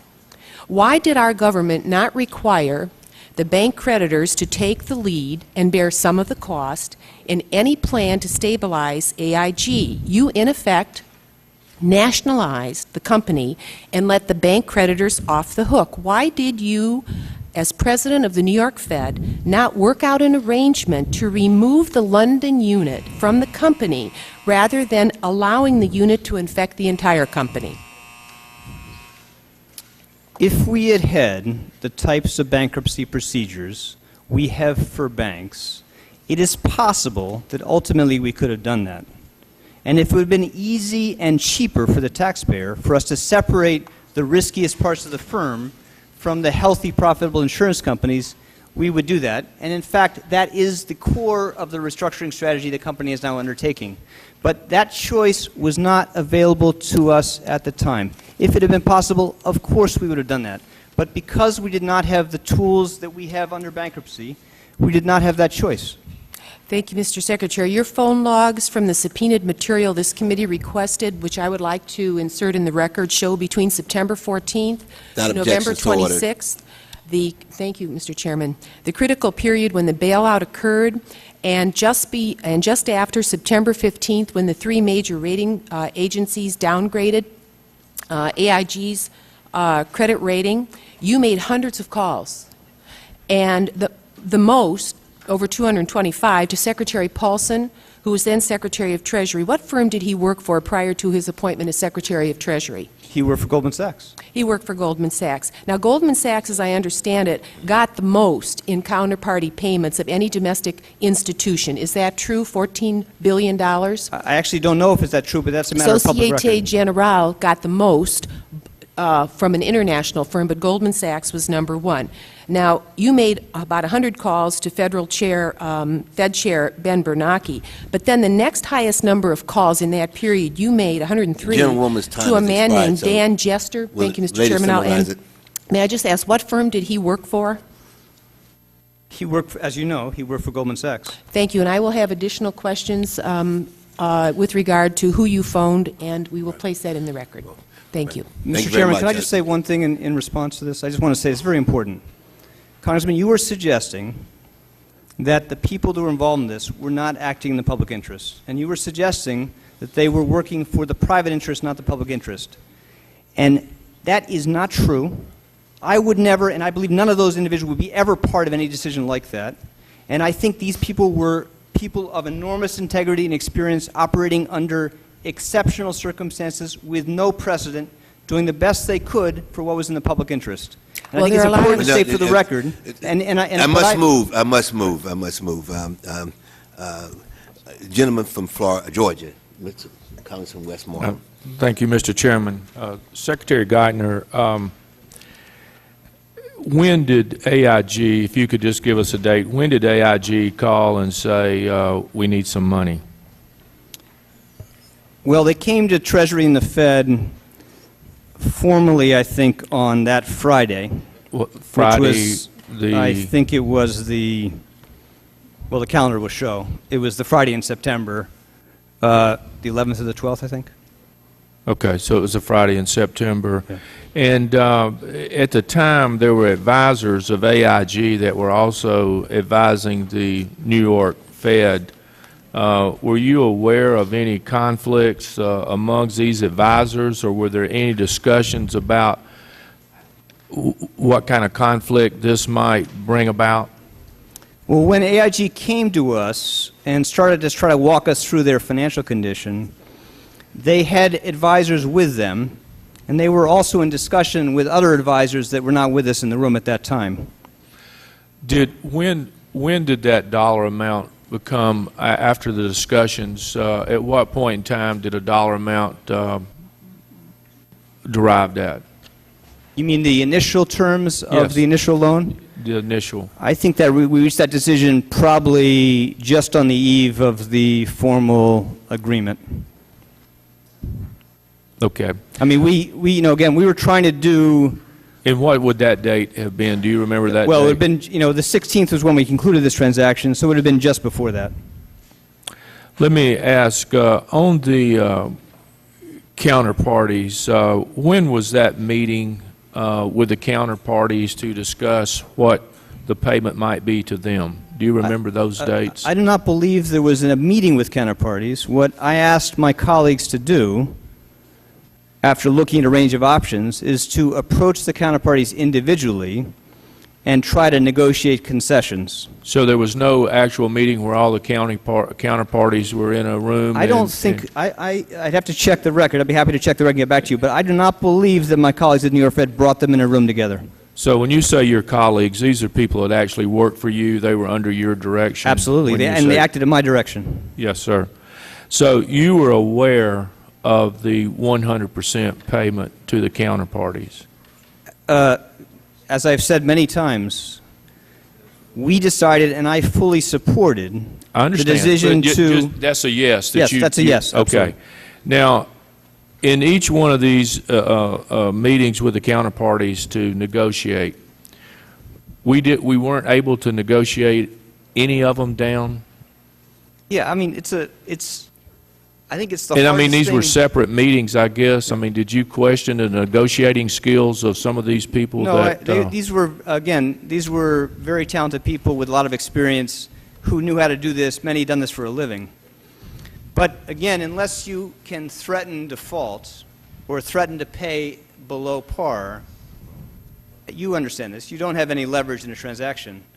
And in fact, if we had negotiated with the threat of default like that, our concern was that would risk a downgrade, would have brought about the collapse of the fund. Do you know if AIG had approached any of these people about any type of negotiations about what a sum may have been? Because once the government gets behind it, like you said, it takes away your negotiating You're skill. exactly right. You're exactly right. And I'm not sure, but I think that if I'm not mistaken, AIG had probably tried to do that before the government came in, but I can't speak to that today. But these people with these credit default swaps, they were all bright people. They knew the high risk of what they were getting involved with, did they not? I mean, well, you know, the tragic lesson of this crisis is lots of bright people with lots of experience who should have known better made bets on the future of the country that assumed house prices would never fall. And the judgments AIG made were very similar to the mistakes the rating agencies made. but these people were making a lot of money off of this. I mean, this was a high-risk, high-reward business, right? Oh, you mean the people at AIG? Oh, yes, absolutely. Yeah. It's obvious that AIG deal is a bad deal for the taxpayers. And is this deal being renegotiated? And is anybody at the Treasury working with AIG to try to renegotiate this deal? Right. Congressman, it is a better deal for the taxpayer than the alternatives, and it's proving in many ways far better than many of us thought, although, as I said, the U.S. government is still exposed to substantial risk of loss. But we have a new board in place. But just answer, because Yes. I got one more question. But gentleman's time has expired. And of course, the gentleman from Maryland is recognized for 5 minutes. Thank you, Mr. Chairman. Thank you, Mr. Secretary, for your testimony. As you indicated, the previous administration came to Congress and to the country and said we faced an extraordinary circumstance, that failure to act to help rescue the financial industry would hurt people on Main Street, innocent bystanders in this process. And you took the action that you did, and you properly said that we need to learn the lessons from what happened. And the administration and the Congress have been working to do just that. Here in the House, we already passed a Wall Street accountability bill to try and do two things. Number one, provide the Fed and others with the tools to make sure you don't have a situation where a firm becomes too big to fail in a manner that it hurts innocent people. Second, to make sure that there's a fail-safe. If somehow that happens, there's a pool of money raised from the banks, not from the taxpayers, to pay for the rescue.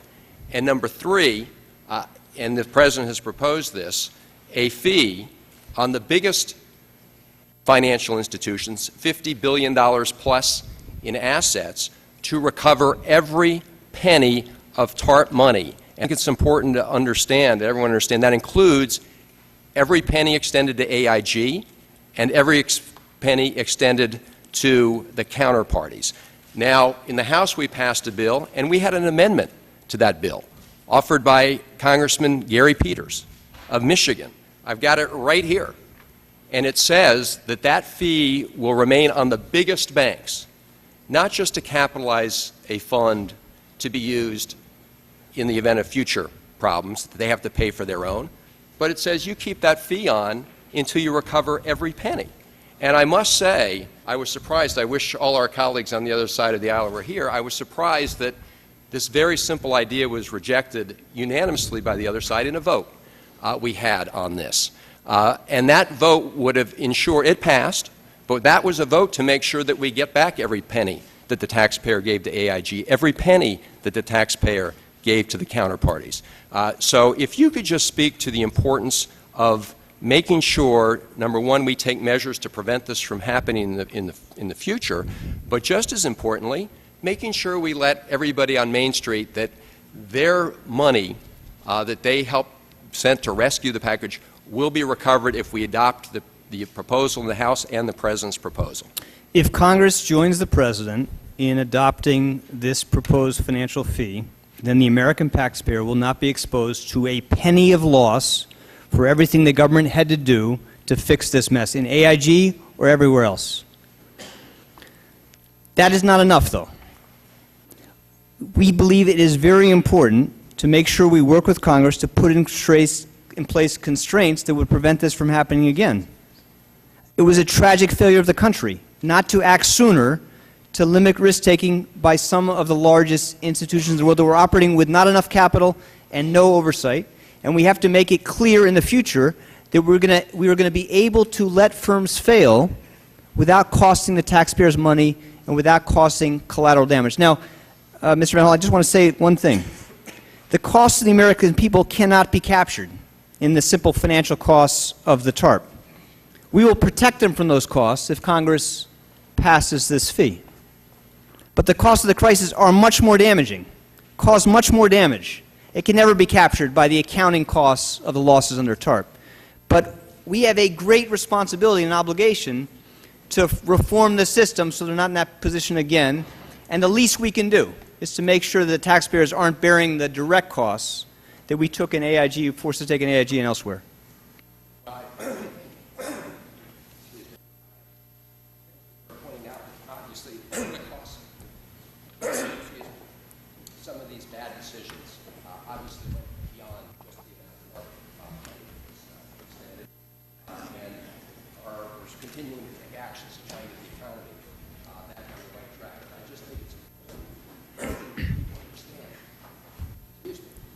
that if we adopt the amendment the House has taken as a matter of final law, or the President's proposal, which is very similar, that the monies that have been the subject of the conversation today about that the taxpayers sent to AIG and that went to the counterparties will be fully recouped and returned to the federal treasury on behalf of the taxpayers. It's exactly right, and it's better than that, though, Congressman, because the specific transaction that is subject of so much attention appropriately in this hearing themselves are likely to earn the taxpayer a modest profit.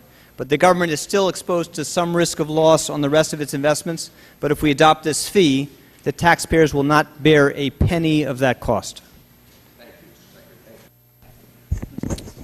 Me. Chair recognizes Mr. McHenry. Thank you. Just to be clear, there's $68 billion worth of loss, $30.4 billion associated with this AIG deal we're talking about now. So there's significant loss to the taxpayers already through TARP, and so this new tax is simply about making up for that revenue. Mr. Secretary, do you support H.R. 4173, the Wall Street Reform and Consumer Protection Act? Congressman, I'm not sure of the precise legislative amendment you're citing. No, it's not an amendment. It's a bill sponsored by Barney Frank of Massachusetts, the chairman. Is this the comprehensive financial reform law that passed the House in December? Yes. Yes, I support that. You support that. Okay. And do you support the Volcker Rule? Absolutely.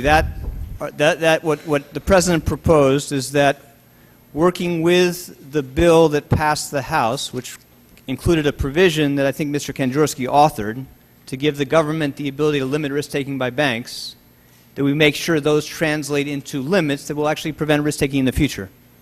So it's consistent with H.R. 4173? Absolutely. That bill, and this is very important for people to understand, that bill included I understand. I'm on the committee. Yeah, included a provision that would give the government the ability to limit risk-taking in a way that helped prevent future crises. Wasn't it your legislative staff that really worked to change the Kanjorski Amendment?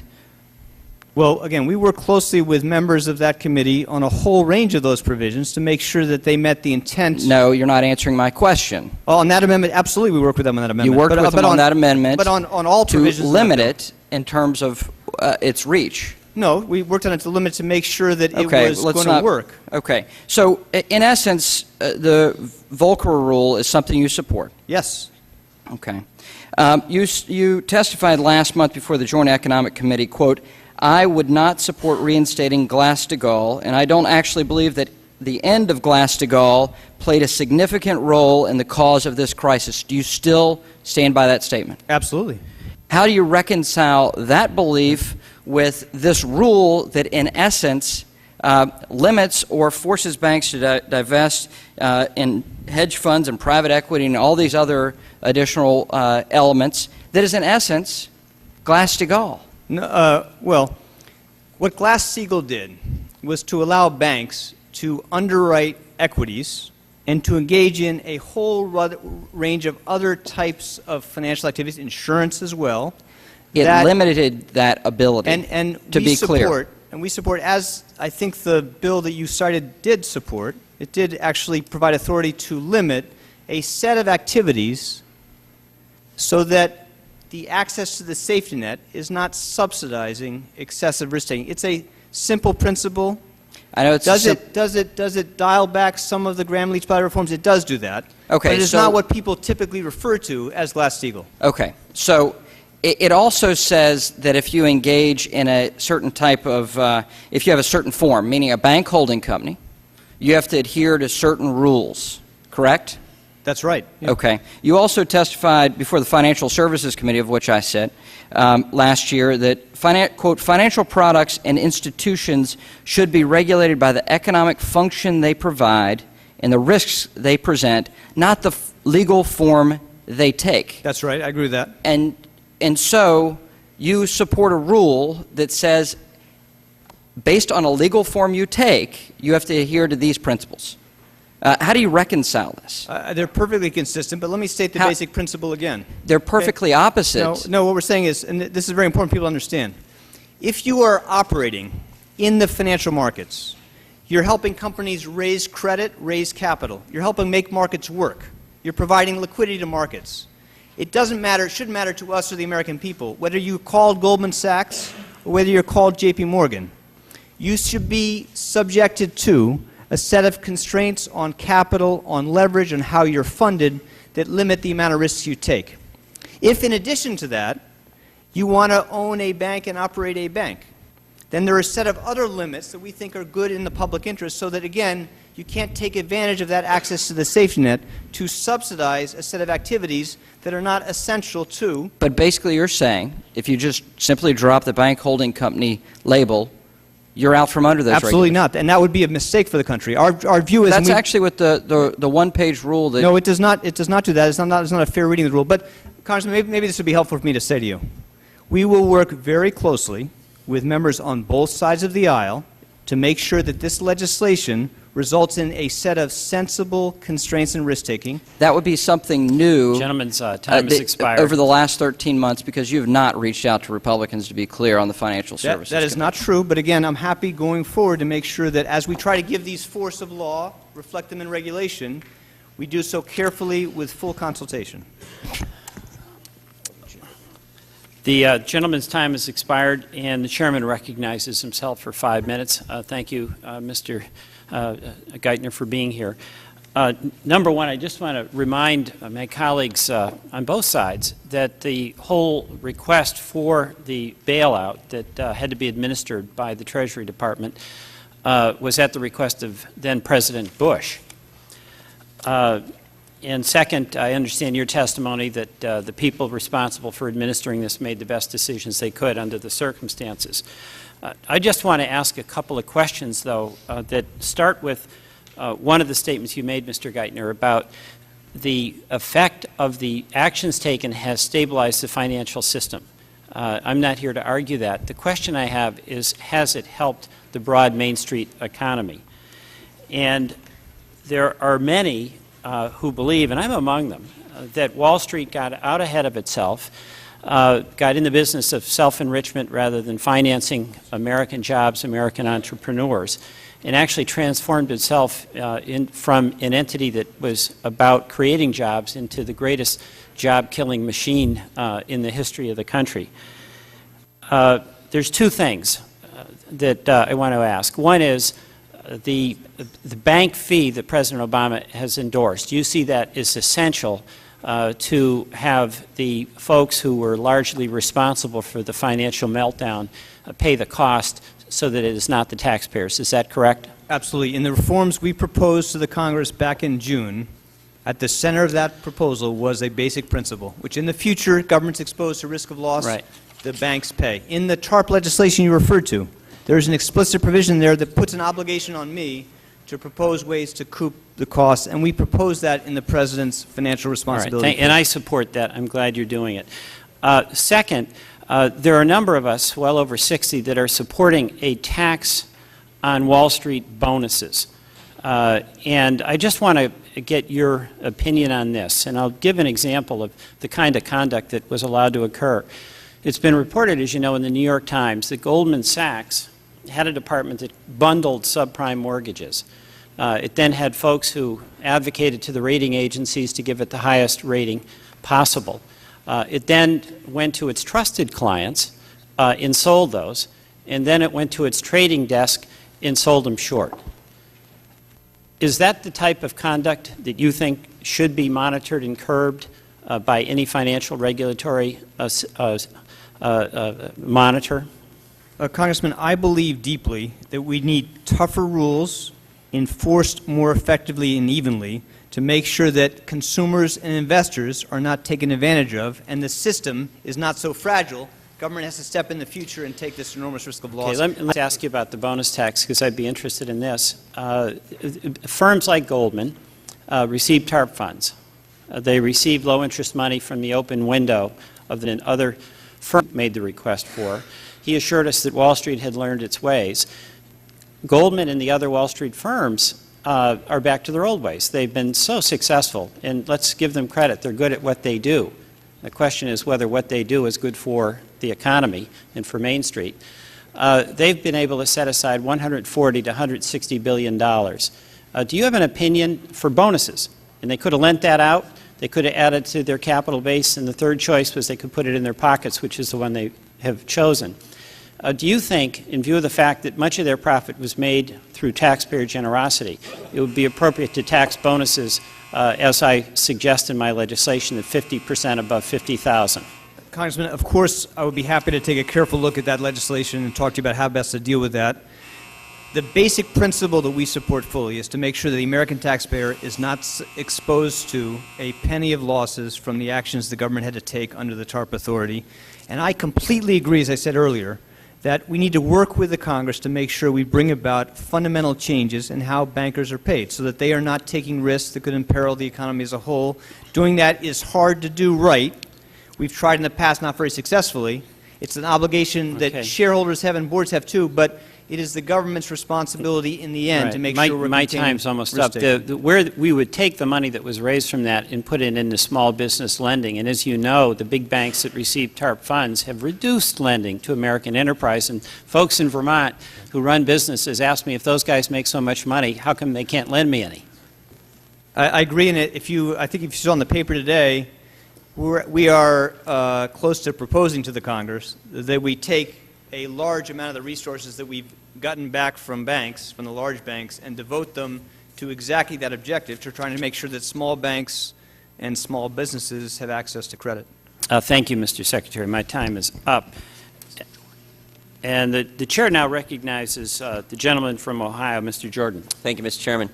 Thank you, Mr. Secretary, for being with us today. Now, Mr. Secretary, you were involved, you've said this many times, involved with the decision 15, 18 months ago relative to the initial TARP bailout. You were involved in all that. You thought it was the right decision to make at the time.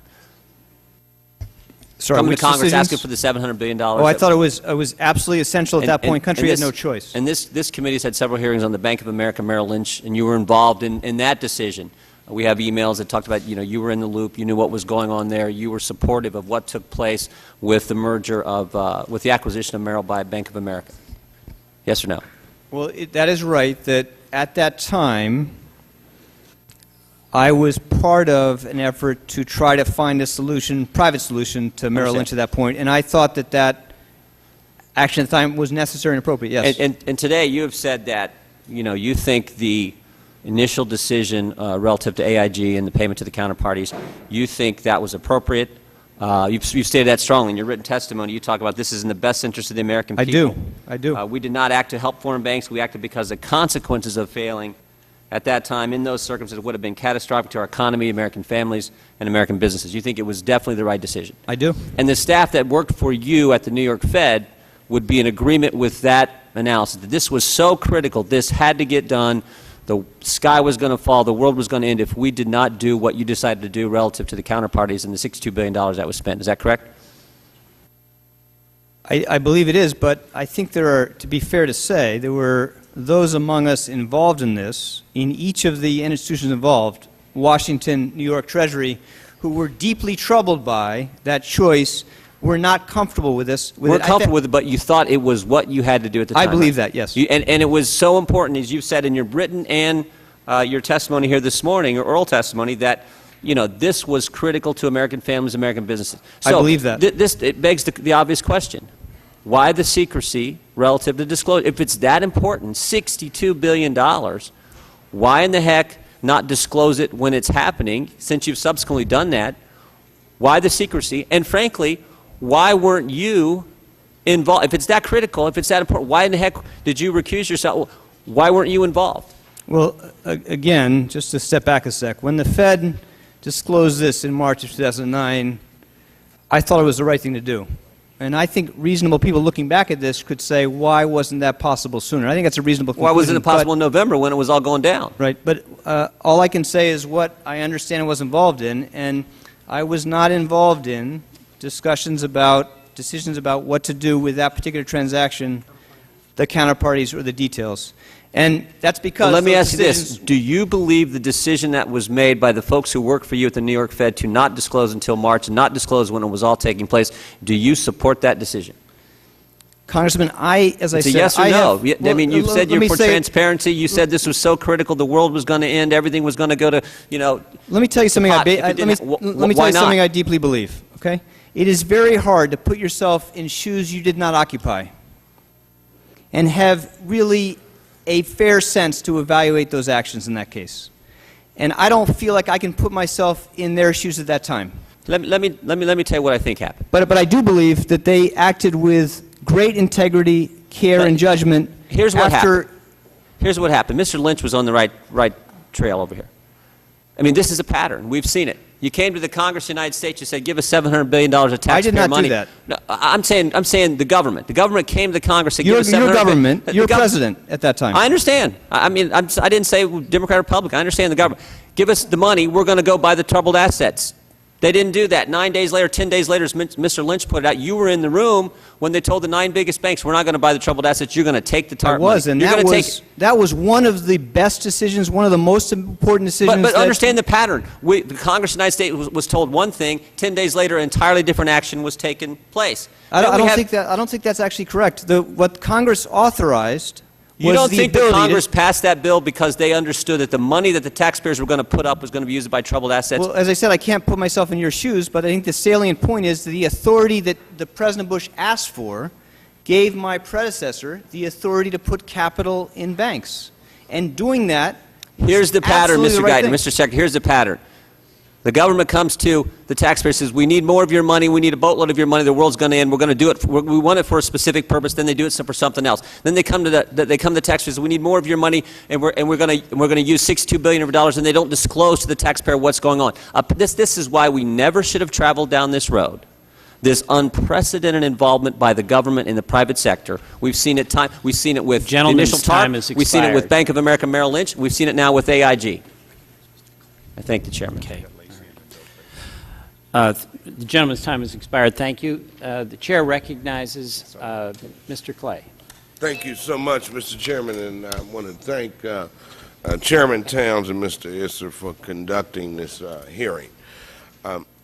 Secretary Geithner, several economists and policy makers assert that AIG's ability to provide cash collateral to their counterparties was not relevant in designing their assistance package.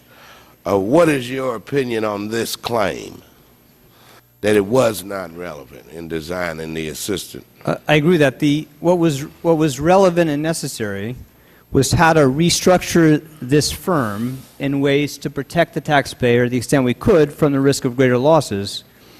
And our choice was, at that point, this very stark, tragic choice, which is to let AIG default or not. And we thought that default itself would have been much more expensive. Okay, let me help me and help the American people understand. Why was AIG's ability to make payments to its counterparties for their toxic assets even a factor in determining the amount of bailout money to award them? For an insurance company or any financial institution to operate, they need to be able to operate with a high credit rating. Without that, they could not borrow money to function. They could not write insurance contracts because people would not believe they would have the financial wherewithal to back those commitments. So the rating is critical. If we were to have defaulted on any of those legal contracts, AIG would have been downgraded. The counterparties would have the right to take more money and to default on and to bring about the basic collapse of the firm. So it's that stark, tragic choice. If the AIG had not paid, they would have lost the rating and the firms would have collapsed. The firm would have collapsed. If we had continued to lend the money for them to make those payments, the rating would have also been in jeopardy because AIG already had a lot of debt at that point. So the choice was, again, to restructure them so that we limited the drain of cash and left the taxpayer with any potential positive return on those underlying securities. So you are saying that the counterparties would have had a right through bankruptcy. A legal right to sue to recoup that claim. Okay, did anyone involved in the concession negotiations ever suggest that AIG's counterparties should not be relevant in their bailout package?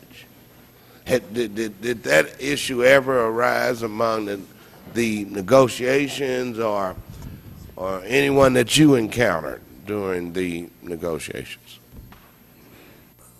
That's a complicated question, good question, but as I try to explain in the testimony, what we were guided by, what was going to be the best way at least cost to prevent default and protect the system. And the entire system was at stake then. And no firm in the country would have been insulated fully from the collapse of the entire American financial system. And our judgment was that AIG's default would have materially raised the probability of that broader collapse. So again, our choices were terrible choices, but they came down to what was the best way to prevent that outcome on the best terms for the taxpayer.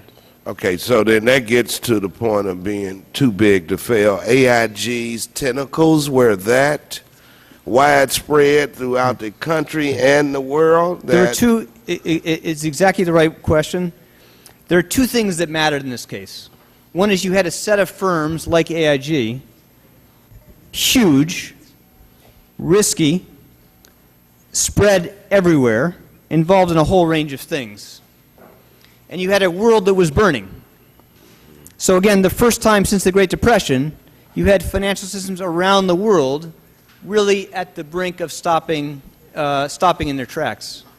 And it's those two conditions that are most risky. If the world had been stable, everything had been fine, we weren't on the edge of the worst recession in generations, then we could have been afforded to be completely indifferent to the fate of AIG or all those institutions. But because AIG was so large and so interconnected, and because the system was so fragile, it would have been irresponsible to take the risk that failure would have dramatically amplified the pressures that we're still living with today. Could you help describe what the reaction was in negotiations to the counterparties' pros and cons, as far as you know, paying counterparties? We wrestled with lots of choices, as I try to explain in my written testimony. We thought about whether it was better to default, to impose a haircut, to negotiate concessions under threat of default. We thought about keep paying, and watching that money keep running out the door with the counterparty still holding the underlying assets. We thought about negotiating over time, trying to stretch it out, see if we could find a better way to solve that problem. Yes. None of those options were realistic. None of them were feasible. They were not better than the choice we chose.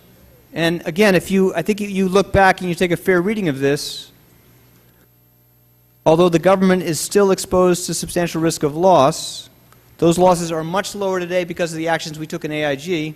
And this transaction, which again people are so understandably concerned about, has put the taxpayer in a better position than if simply we kept making those payments or if we defaulted on them.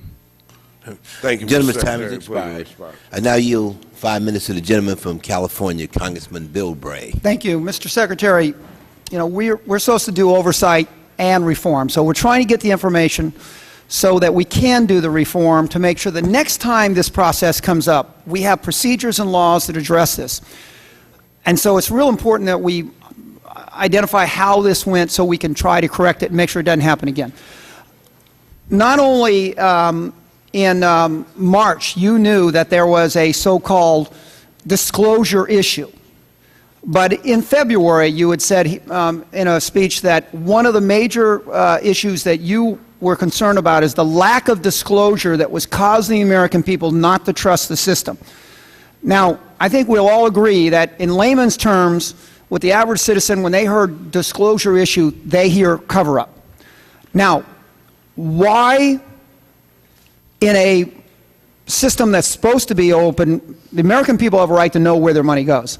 Why was there even a disclosure issue? Why were we even discussing the so-called cover-up of the $160 billion, where it was going in this process? Why was that even an issue that as soon as you knew that there was a problem there, that somebody didn't clarify this? Was that your staff had basically did not inform you that there had been this cover-up, this disclosure issue? And did you make that decision, or was that decision made outside? Because AIG sent the information over. It was an internal process within the government itself that said, we're not going to disclose to the public this information. My colleagues at New York Fed, I think, have put in the public domain a very thoughtful explanation of the judgments they wrestled with and ultimately reached. And I know, and I'm confident, that their colleagues in Washington spent a huge amount of time throughout those months trying to wrestle with how to meet the understandable public interest in greater disclosure of these things. And they ultimately, I think appropriately, came to the decision that they could and should put that information in the public domain. Now, you're exactly right. I have been a great proponent of greater transparency, and the centerpiece of the strategy that we adopted to fix this mess in the financial system was to force the largest banks in the country to disclose for the first time to the public, to all investors, the scale of losses they might face in the event this recession was much more damaging than it proved to be. And that provided the basis for private investors judging who was strong, who was less strong, and deciding to put in capital into those institutions. Were you told, in other words, did your staff know the cover-up was there, disclosure issue was there, before you knew it was there?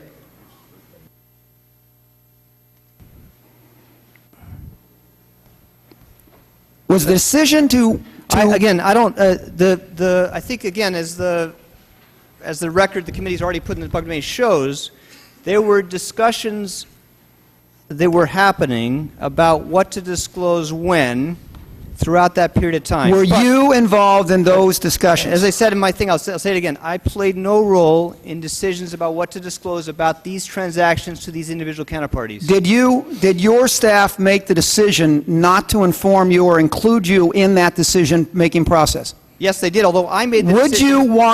Would you want to know about that, or would you prefer that you didn't know about it at the time? I think in retrospect, I wish I'd known, frankly. But after November 24th, I appropriately removed myself from decisions about a whole range of policy issues the Fed was dealing with. But the people that were making those decisions, in close consultation with people in Washington and with legal counsel, are people of great judgment, enormous integrity, and I have enormous trust and confidence, not just in their judgment, but in the quality decisions they made throughout that period of time. Do you feel today that at the time that they made the decision to do the cover-up, the disclosure issue, that they felt you did not want to know about it at the time? You think they made a decision I do not. In my entire time there, I was never aware of a situation in which my colleagues sought to shield me from something consequential. I was president of the New York Fed. I was going to be accountable for decisions made on my watch.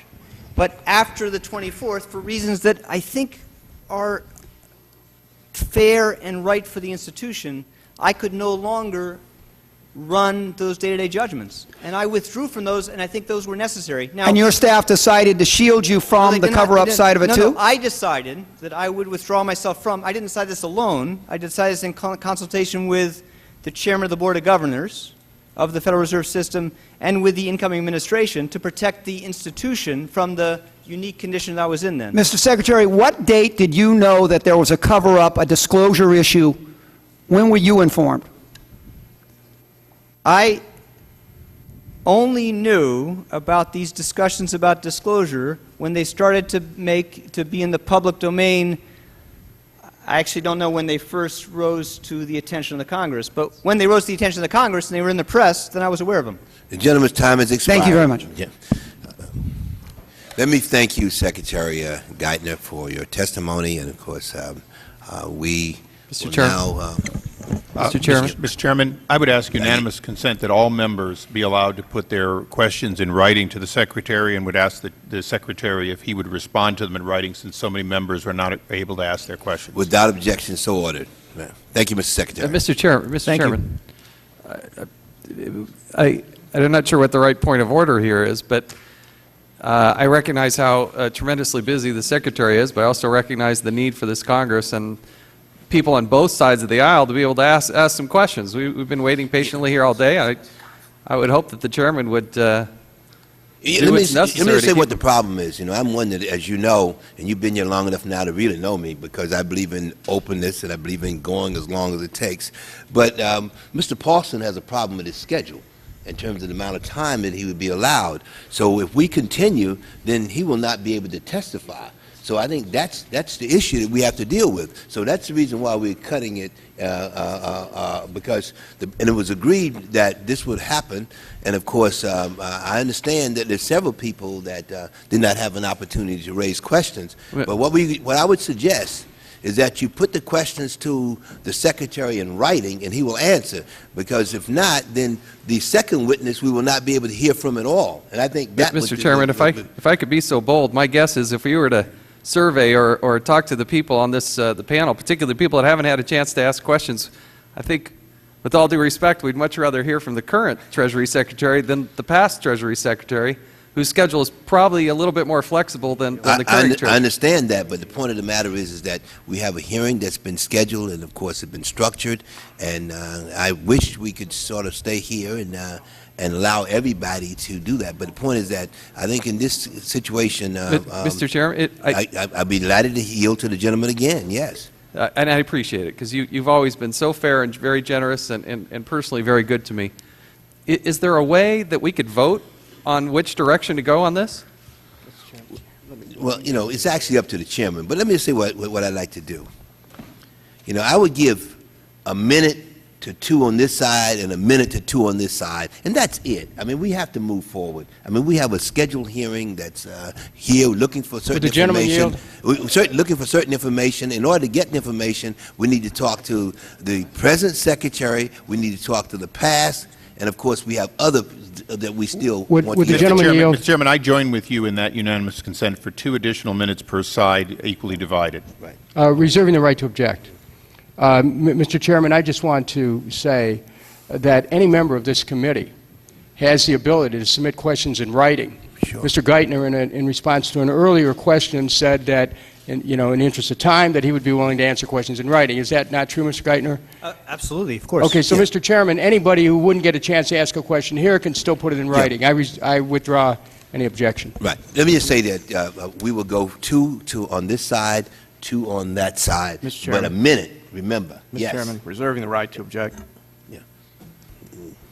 Yeah. What, I mean, I don't know what you're objecting to. If you'll recognize me, unanimous consent request for 2 minutes each. I'd be happy to, Mr. Chairman, to forego my time with Secretary Paulson to ask Secretary Geithner. Well, I wish we could operate that way, but when you have hearings that are structured, they're not structured in the fact that someone would give up their time. I mean that's not the way we do it. So the point of the matter is that we either accept the 2 minutes on the side or we move forward.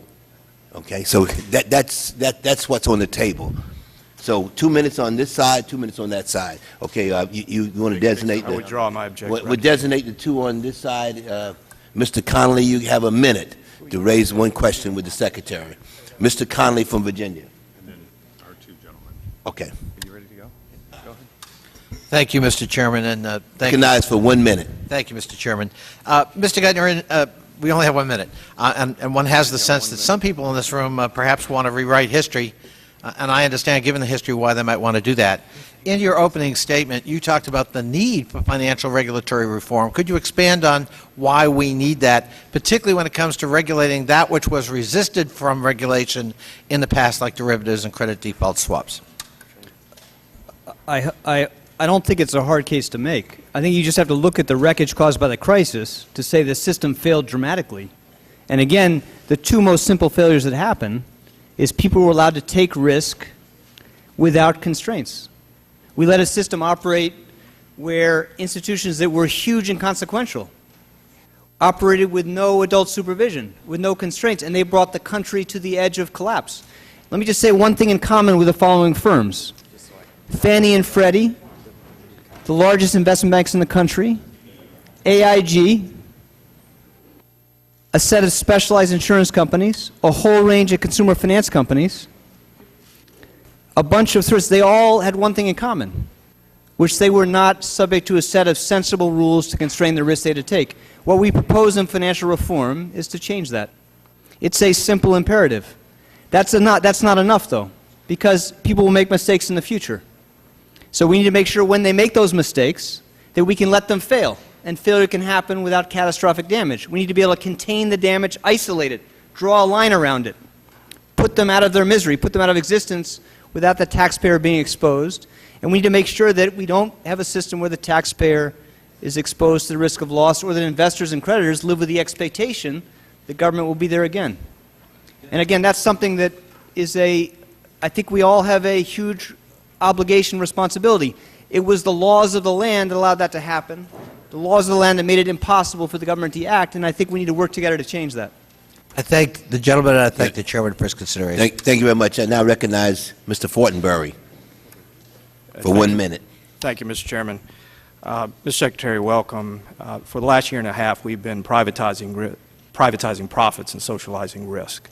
And if the optics on the AIG aren't bad enough, the counterparties to the AIG, who received 100% parity for their liabilities, 7 of the top 10 are foreign firms. Societe Generale was the top recipient of $16.5 billion of American taxpayer bailouts, in effect, followed by Goldman Sachs.